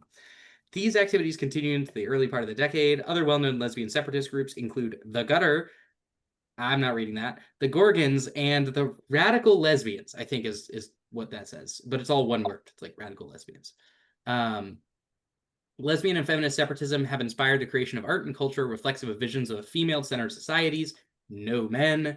An important and sustaining aspect of lesbian separatism was the building of alternative community through creating organizations, institutions, and social spaces, women's bookstores, restaurants, publishing collectives, and softball leagues, notably, of course, softball leagues, fostered a flourishing lesbian culture. So I really do. Okay, but we have to understand the downfall of lesbian separatism essentially comes because they stop being anti-man and start like looking inwards at themselves and their own communities and being like, who is closely related to men? And so they just start attacking like bisexual women and trans women and trans men and be like, you guys are in community with us, technically speaking, but you guys are like too close to men. And one of the things, so this kind of like they kind of like eat each other from the inside out. They're very they're not all like transphobic or biphobic or anything. This is not a general rule, but it is at like some of the leaders.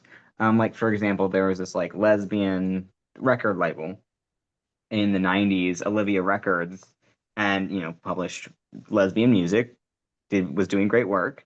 And then they had like one trans woman on the records in like 1993, and the whole lesbian separatists were like, oh my God, a man on the record, we cannot support you anymore. And the whole thing collapsed because the executive had let this one trans woman be on the record. So they like collapsed this like institution of lesbian music because of transphobia, essentially, and because of like anti-man prejudice.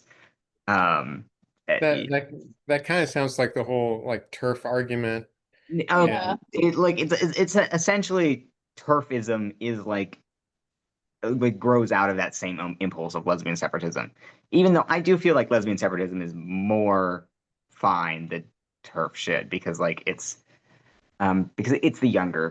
it's less evolved. It hasn't reached the logical conclusion. I'm just curious though how some of this works in practice, because say you have a commune of lesbians. Look, I'm assuming that they're gonna have kids. kids. Like, do they want to have kids to continue the commune? And then if they do, what if their kid's not a lesbian, or what if their kid's a boy? Do they just kick them out of the commune? Like, yeah, they're just like, I don't think any of the communes lasted long enough to really answer this question. That's the problem. Well, actually, there's 2 answers to this question. One is apparently bone marrow, and 2 is that honestly, the fact that Gabe, you're being so natalist sounds really patriarchy of you. Actually, it's like the fact that you care about the continuation of the species. I mean, a bunch of them do have kids. Like it's fairly often that they have kids from like previous relationships or something. Say we're living in a communist utopia. I don't see a problem with there being a lesbian. I don't have any problem with that. I don't have any problem with that. Thank you. I don't have any problem with that. but I don't think it will cause the end of capitalism right now. No, I don't think so. So Yeah, all the men that are still losers making so much capital, they will totally just lose all of their power because yeah, they are just no longer, the thing I'm they're still holding being losers. is women, I guess. Kind of. Kind The of, Peter but not. Thiels of the world will no longer have women to exploit. Oh no. Like they, Yeah, and it's like they'll you're just not gonna do like sexual or like domestic labor for men, but you're still gonna like work. There are some, obviously not everyone is in a commune, so sometimes they're still like in the world generally, and it's like you're still like working. So it's like, Yeah. you know. I You will just say come I did home to a gaggle of lesbians. That sounds like it. that's funny. Yep, I did. It does remind me though of the South Korean women's movement to prevent men from 4B. having sex with them. Yes, that the 4B movement, and stuff like that that like reemerged in this last like decade, and American women have been reappropriating it and stuff like that. That I think is like honestly more positive than the separatism stuff because it's like no. Actually, I'm going to deprive you specifically so that you change your vote and like don't vote for the wrong person next year. Like I'm going to make your life miserable because I have direct control over you. I think that is like actually kind of fun. Oh, and the other thing is they're often like straight women should either like become lesbians or like obviously they should, but like they should just be forced to have sex with women, or they should at the very least never have sex with men again. But like not because they want to or anything, just because you can't be a feminist if you're not also a lesbian separatist to a lesbian separatist. That's funny. Which I think like some women are just not lesbians. I don't know I don't know what to say about that. Yes, Okay. this is the unfortunate thing about lesbian separatism is that it is, it sounds really cool, and I know I said like lesbian separatism S tier, da da da da da. It is very largely centered around white cisgender women. It has problems with transphobia. It has problems with racism. It's just, yeah. There's no class Second and wave feminism. it's separatist commune. Second wave feminism is kind of ass sometimes. Yeah. Just in It, general, y- they were you know it's whack. probably it's probably ass when Candace Owens is like, "Yeah, I'm a second wave feminist." Like Yeah. They were Uh, on some shit. Okay. So we do have I wanted to hit anarchism, like the broad anarchist thought, because I think we can get rid of like these five if we do them right now. So let me just go ahead and read the quick deal about anarchism so that I can get through this big chunk. Okay. Anarchism, there's a few tenets. First is that it's anti-hierarchy. Second is that generally most of their distribution of resources is conducted through mutual aid, or at least that's how they try to enact their societies. Third is decentralization. So all their societies are set up non-hierarchically and through free association. And so the hope is that essentially they are trying to live through the socialism or the world they want to see in the future. They want to actually practice it right now. And so that looks like rejecting all hierarchies, the state, and those sorts of institutions, and instead opting for developing mutual aid groups and decentralized sort of communes or confederates, as they call them sometimes, of individuated groups that are usually only 10 to 20 people large, or if they're larger, they're usually some like multiple groups that have come together for some reason. And they try to distribute resources that way. So some big influences on the theory are Kropotkin and Proudhon, which also influenced Marx on property. So don't forget that Marx was very, very influenced by Proudhon, which is part of how he gets to his theories about the state. And I think it's Mikhail Bakunin, Emma Goldman. There's a lot of history in the Spanish War, the Paris Commune. Most of their tactics deal with direct action against hierarchies. So they do things like directly locking themselves to courtroom doors so that the courts can't proceed, or prevent arms from reaching their various locations. So, for example, like the freedom flotillas are largely like anarchistic or non-hierarchical forms of organization. Other organizations that have associated themselves with anarchism are like Food Not Bombs is another good example. And I think that's like an example of an organization that does some relatively good like mutual aid work, but they do it on the banner of what they understand as anarchism. And it often gives people like a decent introduction into what they think socialism should look like. But I will add that not a lot of people remain anarchists for most of their lives. A lot of people go from anarchist to like Marxist Leninism, or they go from anarchist to like either leaving leftism, or they like just kind of vaguely associate with leftist ideas and are unsure. At least that's my experience. My personal experience could be different from your experience. Here are a couple of other things to note about anarchism before we get into some of the subsets. So Peter Marshall, according to the wiki, has some like pretty good quote on this, and I thought it made sense to me, so I'm going to read it here. He concludes that anarchism is most urgent than ever if we are to survive the ecological crises and reverse the growing injustice and inequality in the world. We need to imagine and realize an alternative future and social reality, one based on autonomy, individuality, community, solidarity, and a deep concern for the natural world. Some other quotes include building an independent, sustainable alternatives and community, self-sufficiency, and likewise displaying attractive models that people can implement. And this also had big influence on movements that you may know of more recently, like Occupy Wall Street or the early hippies and yippies of such of those groups from the 70s. So there's lots of people who have been inspired by anarchism broadly. There are plenty of critiques of it. Some of them say that the lack of hierarchy means you can't prevent counter-revolution or establish real accountability. In particular, the Occupy Wall Street movement had big problems with sexual harassment and assault and really no way to deal with it.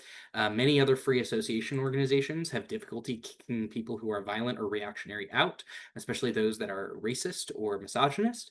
And there are others who hold on to anarchism because they sort of hope in the ideal of anarchism because they think that's what communism should be. But I would also note that largely anarchism gets critiqued by Marx in the context of like utopian socialism, because the people like Bakunin and others were developing French socialism at the time and were saying, oh, well, if we just like establish a commune that we think is what communism should look like, then people will just join our commune because it'll be so awesome.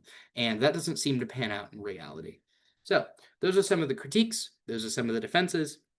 They often say that the reason we oppose hierarchy is because hierarchy breeds power, power breeds influence, power breeds corruption, and that means that you will inevitably, with power hierarchies, cause things like authoritarianism. Like that is just inevitable under those sorts of hierarchical systems. So, any questions or thoughts about anarchism? Okay, I can't in good consciousness say that it's F tier with like National Bolshevism or anything like that. Yeah. I can't say that it's in that tier, but it is not, in my opinion, practical at all. People often criticize socialism or communism as never working, and anarchism is basically on a whole new level of like kind of this unrealism aspect of it. I mean, we've seen it tried before in Catalonia, and almost immediately it was basically destroyed by Franco and his, fascist friends. So it kind of just exposes themselves. Same for the commune, etc. It's kind of exposed in the sense that they're not thinking practically or realistically. It also kind of just jumps away from socialism. It just ignores everything and just goes right into what they think is communism. Where I think Lenin and Stalin makes pretty valid critiques of saying like, hey, yeah, no, there needs to be a transitionary state. People aren't necessarily ready for this. It's just going to completely collapse immediately. So I'd say D or maybe high F. I don't know. Okay. Any other thoughts on anarchism? Anything higher than D or lower than D, perhaps?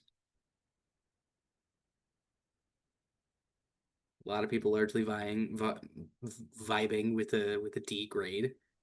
I've been to an anarchist bookstore in Seattle. It was a really cool vibe, but that's about it. So Yeah, that's something I want to add is like anarchists do often have the cool vibe, and that's part of why I name groups like Occupy and Food Not Bombs is because they do have this like cool vibe. And you heard in that quote, they want to bring something to the table that seems attractive to people because they have to. They have to like just convince you that what they're doing is good by making it look good, but that doesn't mean that it's actually effective. They just have to make it look good, because that's the only way that you'll join, is because you just perceive it as effective. That doesn't mean they have to be effective. So that's the kind of difference between this and like Marxist-Leninism, because Marxist-Leninism would engage in a sort of scientific project to determine what is actually good in truth, as opposed to what feels good. So, okay, I heard D tier. I'm going to put it there unless someone else has got some thoughts. I'm going to read the chat, make sure I'm not missing anything.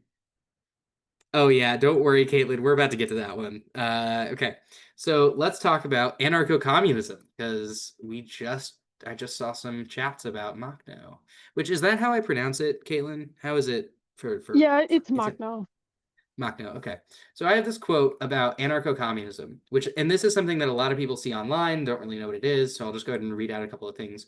So essentially, this has been outlined in multiple platforms, but it's like it was like originated in 1859 before the Paris Commune, and essentially later elaborated by people like Malatesta and Kropotkin and Galliani, I guess is this other guy from 62 to 1931. I do not know who that is. But definitely Bakunin and Machno are also big names in that field.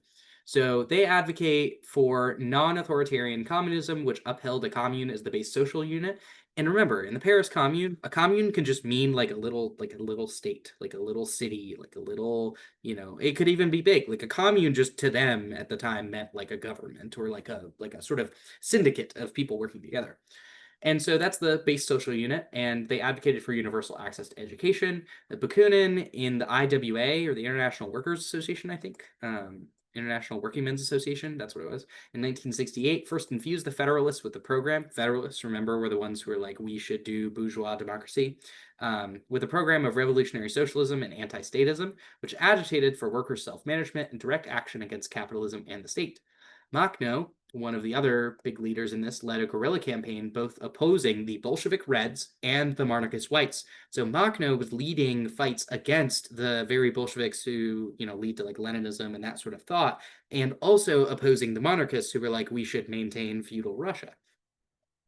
He made some military pacts and fought various reactionary forces while organizing an anarchist society committed to resisting the state authority, whether it be capitalist or Bolshevik. Finally, anarcho-communists reject the belief that wage labor is necessary because people are selfish by human nature. They reject that idea. Anarcho-communists generally do not agree with the belief that there is a preset human nature at all, and argue that human culture and behavior are primarily determined and socialized by their mode of production. Now, this also includes thought by Bookchin. So if you've ever heard of Bookchin before, that's like very influencing to anarcho-communism, and also a bunch of other anarchist thought. Like you'll notice there's a bunch of anarchist splits in here that we're going to talk about, and that's a big problem with anarchism, is that basically because you aren't controlling a particular political line, everyone just comes up with their own vision of what they think anarchism is, and that's part of the problem. But Peter Kropotkin argued that individuals sacrificing themselves for the greater good or being ruled by a community or society is not possible because society is composed of individuals rather than being a cohesive unit. So Peter is saying basically there will always be some level of coercion in society because it has to happen. Or if you just had free association, then there'd be no coercion because each individual would activate themselves. So essentially, he's arguing that collective control over the individual is tyrannical, antithetical to anarchism. So anarcho-communism calls for decentralized confederal form, which just remember means the like different communes get together and associate with themselves freely, in relationships, mutual aid, and free association as an alternative to the centralism of a nation state. Kropotkin suggested representative government has accomplished its historical mission, as in he thinks that it's no longer historically justified. It has given a mortal blow to court rule, and by its debates, it has awakened public interest in public questions. But to see it as the government of the future, socialist society is to commit a gross error. ... He says some more stuff about economy, but for the consideration of time, I think we all understand the point. So, anarcho-communism, where are we going to put it? A tier. A tier. A E. tier. Not Okay, a fan let's- again. Not a Obviously. fan. I don't feel like it's that different than just normal anarchism. Because obviously normal anarchism is also trying to do communism. Not communism as in like Marxism Leninism, but like communism as in like communism, like utopian communism. Again, You it's know? the same argument of impracticality. Yeah, Yeah. like it's this, and basically the same critiques. I would argue to keep it like the bottom of C tier only because I largely think anarcho-communists would be like kind of willing to work with most socialists. That's true. That's true. I do think anarcho communism is probably a little better than normal anarchism. I think so too. So we think in C tier or D tier then? I think that the low end of C tier is probably its home. I Okay. think you're gonna have to split the difference between a couple people said A tier, so Yeah, I think I'm just gonna leave it at C tier, so I don't, make sure that A tier doesn't. Like it should go above Luxembourgism. I feel like it's more. Oh, that's true. That's way true. Yeah, okay. You know what? Fair. William says vote for A tier. Fair enough. Okay. So I think the key is that like we have to remember that much of the studies of hierarchy have like large critiques of them, and also I think there's something to be said about broadly anarchism not having like success stories that are at least defined in the same context as like large communist or socialist states. So there's something to be said about that, but there's also good counter arguments to be like, of course you would never study the success of an anarchist group on the size of them being a state, because they would never be a state, like that. Duh. But I think that there's something to be said about that. And Caitlin, the Machnos. Okay, is it the Machnoshina? Is that what it is? The Magna Shechina. Machnoshina. Wow, that is a mouthful for me just personally, but that's interesting. It's Ukrainian. I don't know. Oh, okay, that makes sense. It was Collaborated with the Reds. region that Machno controlled during the Oh, yeah. Ukrainian independence. Okay, collaborated with the Reds against the Whites. After they were driven away, the Reds launched a surprise attack. Yeah, fair enough. I mean, to be fair, Lenin writes a lot. Yeah, I mean, Lenin talks a lot about hating anarchists, so I think that's fair. Not fair as in like they shouldn't have been surprise attacked, but just like to be expected from Lenin, to be honest. Okay, so next is anarcho-pacifism. I have a very short thing on anarcho-pacifism. This is from Reddit, and I think that is the best place to find information about this because, to be honest, it is an online ideology that exists really nowhere in reality and is not any use. IMO. I'm totally giving a bunch of bias. Feel free to check me. But essentially, this Redditor, who is an anarcho-pacifist, says, anarcho-pacifists are anarchists that believe all violence is wrong, or unanarchists more generally. They advocate a classless, stateless society, but do not believe you get there through violence. They don't think violent revolution is necessary or desirable. Individual level change is usually promoted first. Since you can't change others without changing yourself, their political practice usually involves setting up communes, like social institutions, and the like. For example, Catholic worker houses are apparently anarchistic. I don't think that example applies, but that's what they used. Though many anarcho-pacifists have distinguished themselves in various activist activities, particularly in the anti-nuclear movement, in my experience, most anarcho-pacifists tend to be religious, generally Christian or Buddhist. There are also individualist pacifists and few syndicalist pacifists. The most famous and influential anarcho-pacifist was Leo Tolstoy, and the semi-famous punk band Crass were anarcho-pacifists also. So yeah, I think that's just the big deal. Is like they just don't want violence at all costs. Personally, I'm thinking D tier, but like, Me I too, get because it. I'm thinking good luck with that. Yeah, a little bit. C tier, I'm seeing some C votes. I could see it going like under Luxembourgism. Like, what if I just keep it where it is, like right under Luxembourgism? And I'm just like, okay, I understand what your goals are, and those are like fun and all. Because I could see them doing a lot of like really successful mutual aid work. I just can't see them doing like big social I would transformation. put it under anarchism, honestly, because it's just not viable at all. Anarchism at least provides slight viability, That's even true. though I don't think it's viable. A lot of anarchists actually like do a lot of like anti-fascist work, so I think that's probably, relevant. Okay. I'll put it there. That I just reorganized it. Okay. Next, anarcho-primitivism. The best way I can describe this one, and I think that it is as silly as it sounds. Um, okay, there are some like valid arguments for it, but most of them are not very sound. So it says we should return to basically pre-civilization. We should return to the past of a kind of like hunter-gatherer society, but not necessarily that that's how we have to be, but just like the same kind of people you see on TikTok who are like, we collect all of our own fruits from our garden, and like that's the only thing that we ever do, and we handpick them from trees around us because we gentrified some island in Bali. Like those are the kinds of people who tend to identify as like anarcho-primitivists, as far as I'm concerned. But generally they're just like, let's all just share and vibe together and return to a time where I'm sure life wasn't hard at all and we could just all be the best to one another. Mikey says, I love iPhone too much. Sam says Ted Kaczynski thought. That's true. Ted Kaczynski definitely was an anarcho-primitivist. He hated technology. F tier, F tier. Yeah, okay. F tier. It's gonna go in front of Pol Potism. That's where it belongs. One of the funniest English class moments I had was me and this other guy. The English teacher like stepped out, and me and this other guy who was like vaguely familiar with anarchism, we decided to try and explain anarcho-primitivism to a bunch of high school students, and that shit was so fucking funny. Everybody just started making like monkey noises. Oh my god. Anyone who's an anarcho-primitivism or whatever, they come from a very privileged background and they don't understand It's true. how things I work. think that's true. But I will say, I think I like I feel like anarcho-primitivism, it is bad, but at least it is honest. It's like, yes, I want to return to like doing hunter-gatherer shit. Instead of like anarchism, which is like, no, we're gonna have an advanced society with like normal communist things that the communists are trying to do. Anarcho-primitivism is like, fuck that shit. I want to return. Very anti-science, very ahistorical. Very anti-science, very ahistorical. Like- Almost, you know what other political ideology is pro returning to a glorious past? That's what I'll say. Yeah, correct. Micro. Okay, But so- also, you know what?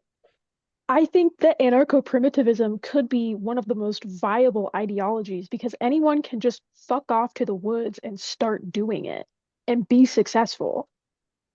True, I'm not but saying that everybody should. That Like- shit sucks. But like, snap your leg. and- you could be You're done. successful. Yeah, you break your leg and you're out of it. Like, Yeah. you're just dead. I feel like there's And like Yeah. that didn't even happen in hunter-gatherer times. Like they healed your leg in hunter-gatherer times because they were like living in a collective. Mhm. Anyways. No, Um, for real. So I think we all agree that like we probably shouldn't just return to hunter-gatherer society. Okay, you could so make, yeah, let like, me it could also be a let me go to the communist. next one because this one is like there's a big divide in anarchism. There's like classical anarchists, there's anarcho-communists, and now there's anarcho-syndicalists. These are the ones who are like generally, I think, friends with like council communists and things like that. They kind of hang out in the same circles. But here's what anarcho-syndicalists are. Like They seven. want to create worker syndicates that freely associate at the federal level, which just in the same way that we have like the states and the federal government, they want their communes and the sort of federation of communes. Trade unions become the primary form of government and are considered anarchist if they follow the principles of free association and non-authoritarianism. The Spanish Civil War was basically between syndicalists and social democrats. They pride themselves on general strike strategies and are opposed to affiliating unions with political parties or attempt to prevent the capture of unions by party politicians because they are so away from like electoralist politics and authoritarianism. They want to just be like, okay, trade unions are trade unions, people are a part of them, they freely associate with them, and that's how they can, move forward. So that's basically the summary, but like I said, the big divide is that they both agree that like hierarchies are bad, but anarcho-syndicalists say that trade unions actually should be like the main unit of government as opposed to just freely associating random villages of people. Like they think that those villages should be like, this is the metalworking syndicate, like this is the, artwork syndicate, this is the like, the bricklaying syndicate or whatever. Like these should be trade unions that make this happen. I personally think this is like at least better in terms of thought when it comes to like versus primitivism, just because it like kind of realizes, yeah, we have production today. We should probably orient around the production and the stuff that's being made. My thoughts are, I love when people start describing their anarchist society, and then it just like basically sounds like what the Soviet Union was, like where they had like workers' councils, and then the councils elected councils, and then the councils elected councils. And then it's just like you just want what the Soviet Union had. You want communism, but you have too much Red Scare propaganda ingrained in you, you know? And but so in some way, they're kind of like working back around to getting to communism, but they're not there yet. Should I just put? Yeah, okay. I think I'm gonna do this. I went ahead and moved Luxemburgism down to D tier, maybe, because I feel like in order to keep anarchism in D tier, I have to put Luxemburgism down there. I don't Yeah. know. Actually, no, because remember, well, she was like a good revolutionary. I think that's why. I No, put but that. it's Never not mind, never about mind. her. It's about the ideology. Put it back. That's true. That's true. That's true. Okay. Does anyone disagree with that? This Nothing to do with new. it. If anyone disagrees with this new ordering, let me know.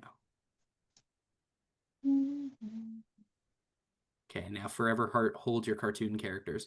We only have a few minutes left, so I'm gonna like pick one that I think is kind of important to talk about. Um, Trotsky. oh, Trotsky's I want to okay. shit on him Trotsky's so important. bad. It'll take more time though.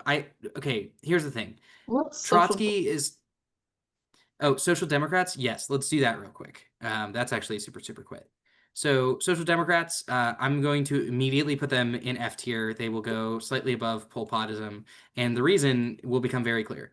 Social Democrats want to reform capitalism. They do not want to transition to socialism or communism. They think capitalism is the final stage of human, whatever society.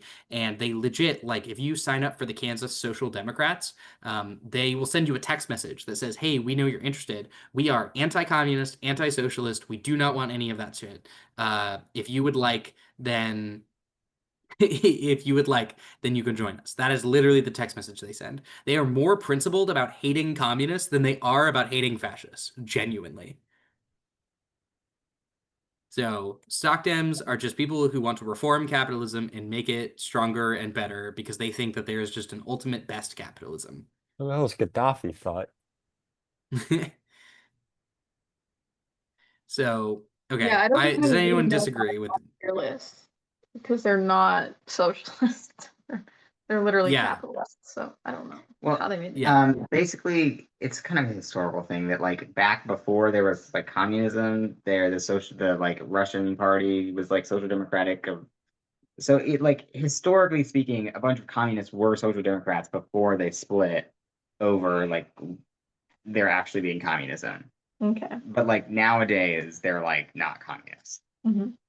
essentially. Also, don't forget that during Marxist time, right, especially the German Social Democrats were the ones who were like, you were a socialist as long as you were sort of opposed to the capitalism as it was. And Mhm. so that's why like bourgeois socialism existed, utopian socialism, and all those divides is because you just were, if you were anti the capitalism that was, then you are a socialist. Yeah. Guess who killed Rosa? Yeah. So sock Dems. That's, yeah. Yeah. 100%. So that's how you could just be like, if you hear someone who's like, I'm a social democrat, like, no.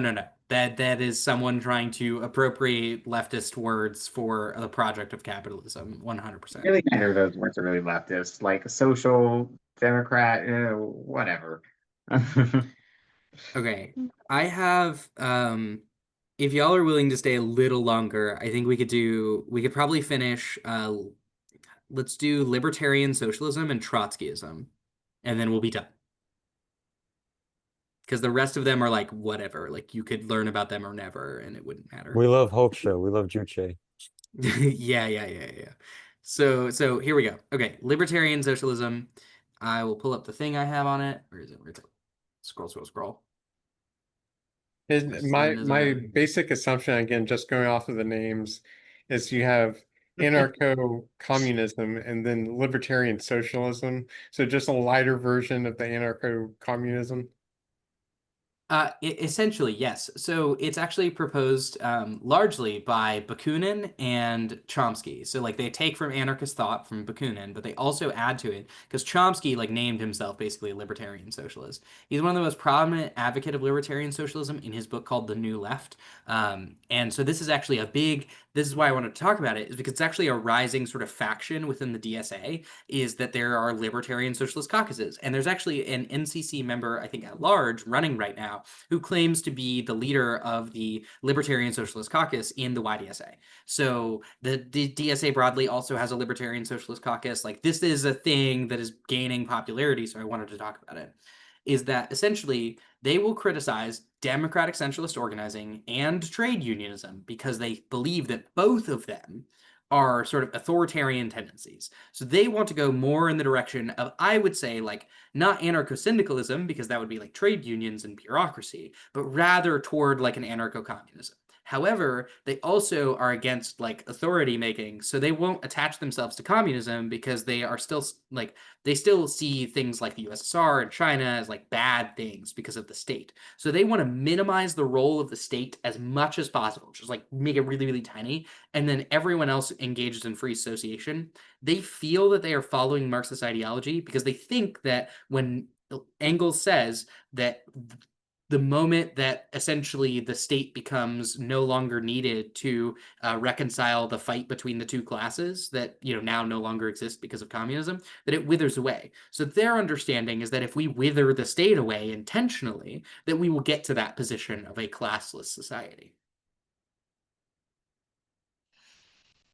So, yeah. Personally, I'm thinking D tier just because of like success wise, it's not really proven much success, and I think it is like too splitting hairs with a bunch of the other ones that it like kind of makes it hard to even use as an ideology. IMO. So, thoughts on libertarian socialism? Mine is just actually- fuck Vosh. Yeah, screw Vosh. Like, definitely, if anyone's taking from Vosh for their socialist ideology, like, go home. You need better people who are not terrible people. And I'm sorry, but my entire view of libertarian socialism is just tainted by how much I fucking hate Vosh. Yeah.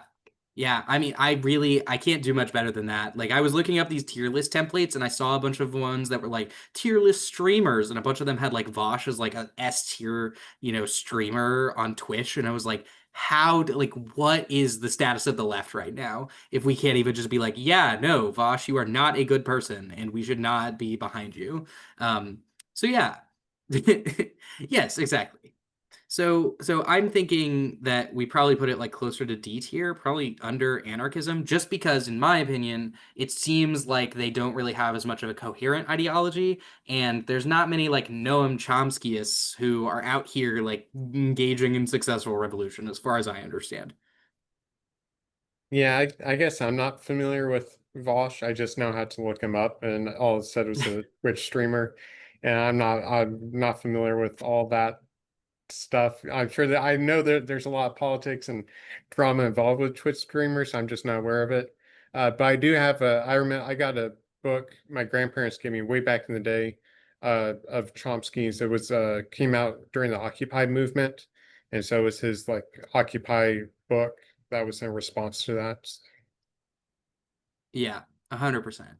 So I'm gonna put it at D tier. If anyone has thoughts about moving it up, by all means. But I'd just say like it's best to avoid it, just because you don't want the risk of like, unless you like ask them what their libertarian socialism means, because most of them don't actually have the same idea about libertarian socialism. And I would look at the like Libertarian Socialist Caucus. They actually have a website. So if you want to read more into that, you can read that on the YDSA. Okay, the last thing is Trotskyism. So I think there are two big things about Trotskyism. Sam, do you just want to give the lowdown on Trotskyism for just a couple of Yeah, minutes? so Trotskyism is probably the most like straight up, if you know those things where it's like why I left the left, that's essentially what Trotskyism is. And the fact that he saw Stalin comes into power, and now here comes Trotsky. He's like, oh, I can't believe this. It's like that doomer thing where it's like the West is fallen type thing, and it's like with the USSR type.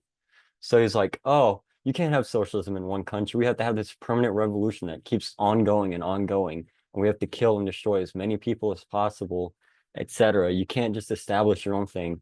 You just have to invade, basically, constant warfare and revolution. And that's not practical at all. His criticisms of Stalin was essentially that Stalin was dialing it back essentially, and focusing on building up socialism in the USSR, whereas his plan would have been just invade Germany immediately, invade basically everywhere immediately, and conform them to his thought. So I cannot say at any point Trotskyism should be any higher than F.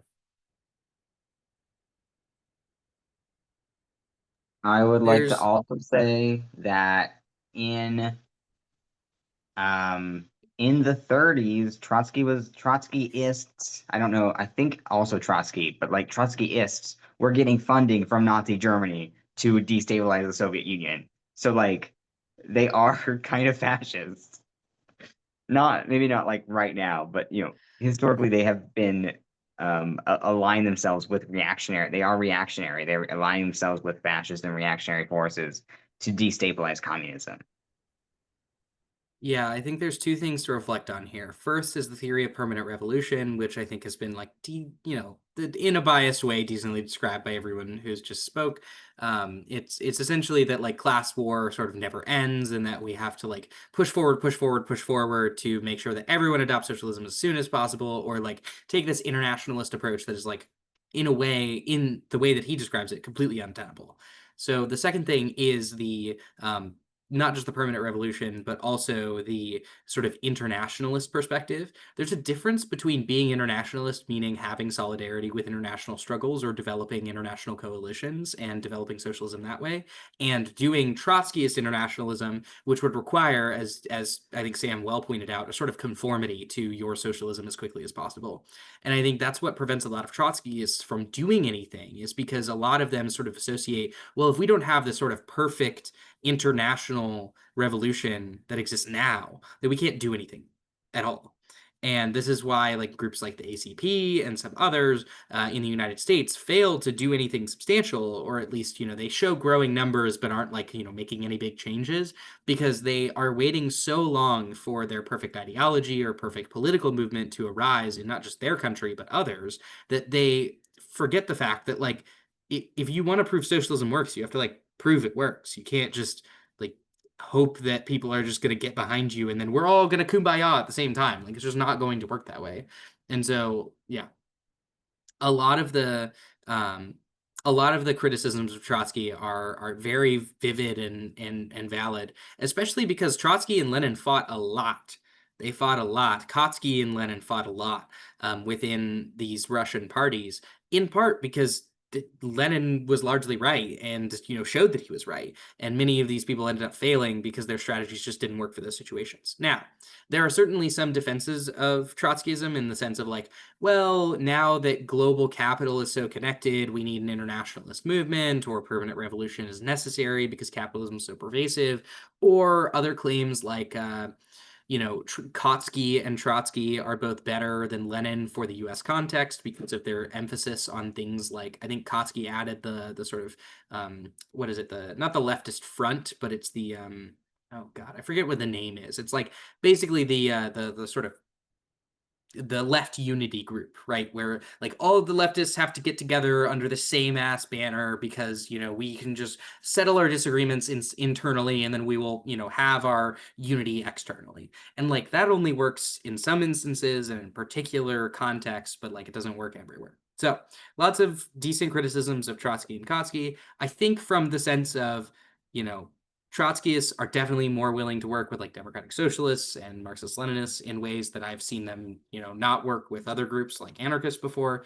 I think they are probably like the bottom of C tier. And I think that despite their like theoretical failings, there is just a lot of work that Trotskyists have done in the sort of education sphere that has been super useful. And some of their studies of history have been like decent online. So I don't know. I can't like definitively say Trotskyism is like F tier, but I'm leaving it at C tier personally, just because I don't know. Like, I haven't had enough experience with too many Trotskyists to just be like, yeah, they are just like the worst. But I certainly think that they are very wrong, and they do interrupt a lot of communist thinking. Well, I mean, they were disruptors for Stalin, especially in the benefactory of like the United States and even like Nazi Germany. So that's another big thing you gotta like look at in that context. Also, they were I mean, Trotsky criticized the many aspects of just Leninism in general, Marxism, Leninism, especially within the fact of the Vanguard Party, etc. So it may be seeming like they're willing to work with, say, a Marxist Leninist, but I don't. There, it's kind of a backstabbing situation in the sense that they're gonna have a knife behind their back anyways, and they're gonna put it in yours.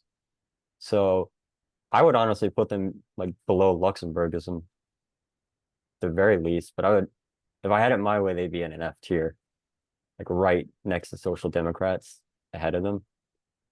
But this is me being as nice as possible to Trotsky is. Yeah, I do see that things like International Workers of the World, while like as like a decent front organization, doesn't actually like do anything. Like, they provide some level of like workers' education, and that's the things that I'm talking about, but it's like they broadly their strategy doesn't actually function in reality. And so it's kind of hard. Like they just sort of interrupt communists and say, rah rah rah, Stalin bad, instead of like actually analyzing the situation or like understanding communism fundamentally. And so they'd just be like, brah, you must like Stalin because you said that Marxism is important. Like, yeah. Well, I do like Stalin. Yeah, and then it's like, yeah, we do actually Stalin is actually fine, actually. So And they just get mad and walk away. No, yeah. So I just like, I don't obviously speak for everyone's opinions in this group when I say that. I'm just saying that's my experience, and I think D tier is probably a comfortable place to put Trotskyists, because like I've also had experience with Trotskyists who have like genuinely interrupted organizing and just been like, wait, but like if we criticize AOC, then she'll be mad at us later and won't be like the spearhead of a socialist project. I'm like, bro, AOC is not going to spearhead any socialist project. Like, what are you talking about? It's just the kind of like lack of scientific thought that they have in a lot of places. So cool. Well, I think that's the majority of yeah. I think that's the majority of the things I really wanted to hit. There's a couple of others like Juche, intersectionality, accelerationism Oh, that we didn't get Juche's to talk based. about. And there's lots So of is other things that Titoism. or like Underrated. neo-Zapatismo, the Titoism, and Liberation. all these things. Third worldism is something we could talk about. There's so many different things we could talk about, but I think we hit most of the ones that most people care about these days. So here is There the you go. final tier list. I'll just read them out for those of you who are like listening. In S tier is Marxist-Leninism and Marxism. A tier is democratic socialism. B tier is Marxist-Leninist Maoism, Maoism, and Dengism. And then C tier is anarcho-communists and anarcho-syndicalists. D tier is anarchism, libertarian socialism, Luxemburgism, Trotskyism, Marxist humanism, gender accelerationism, lesbian separatism, anarcho-pacifism. And then F tier, F for fascist, is anarcho-primitivism, social democrats, Pol Potism, and national Bolshevism. So there we go. No, That's we our say tier Pol Pot list. was S tier. Yeah, there you go. There you go. Okay, I'm gonna go ahead and stop the recording. Thank you everyone for participating. Give me just a moment.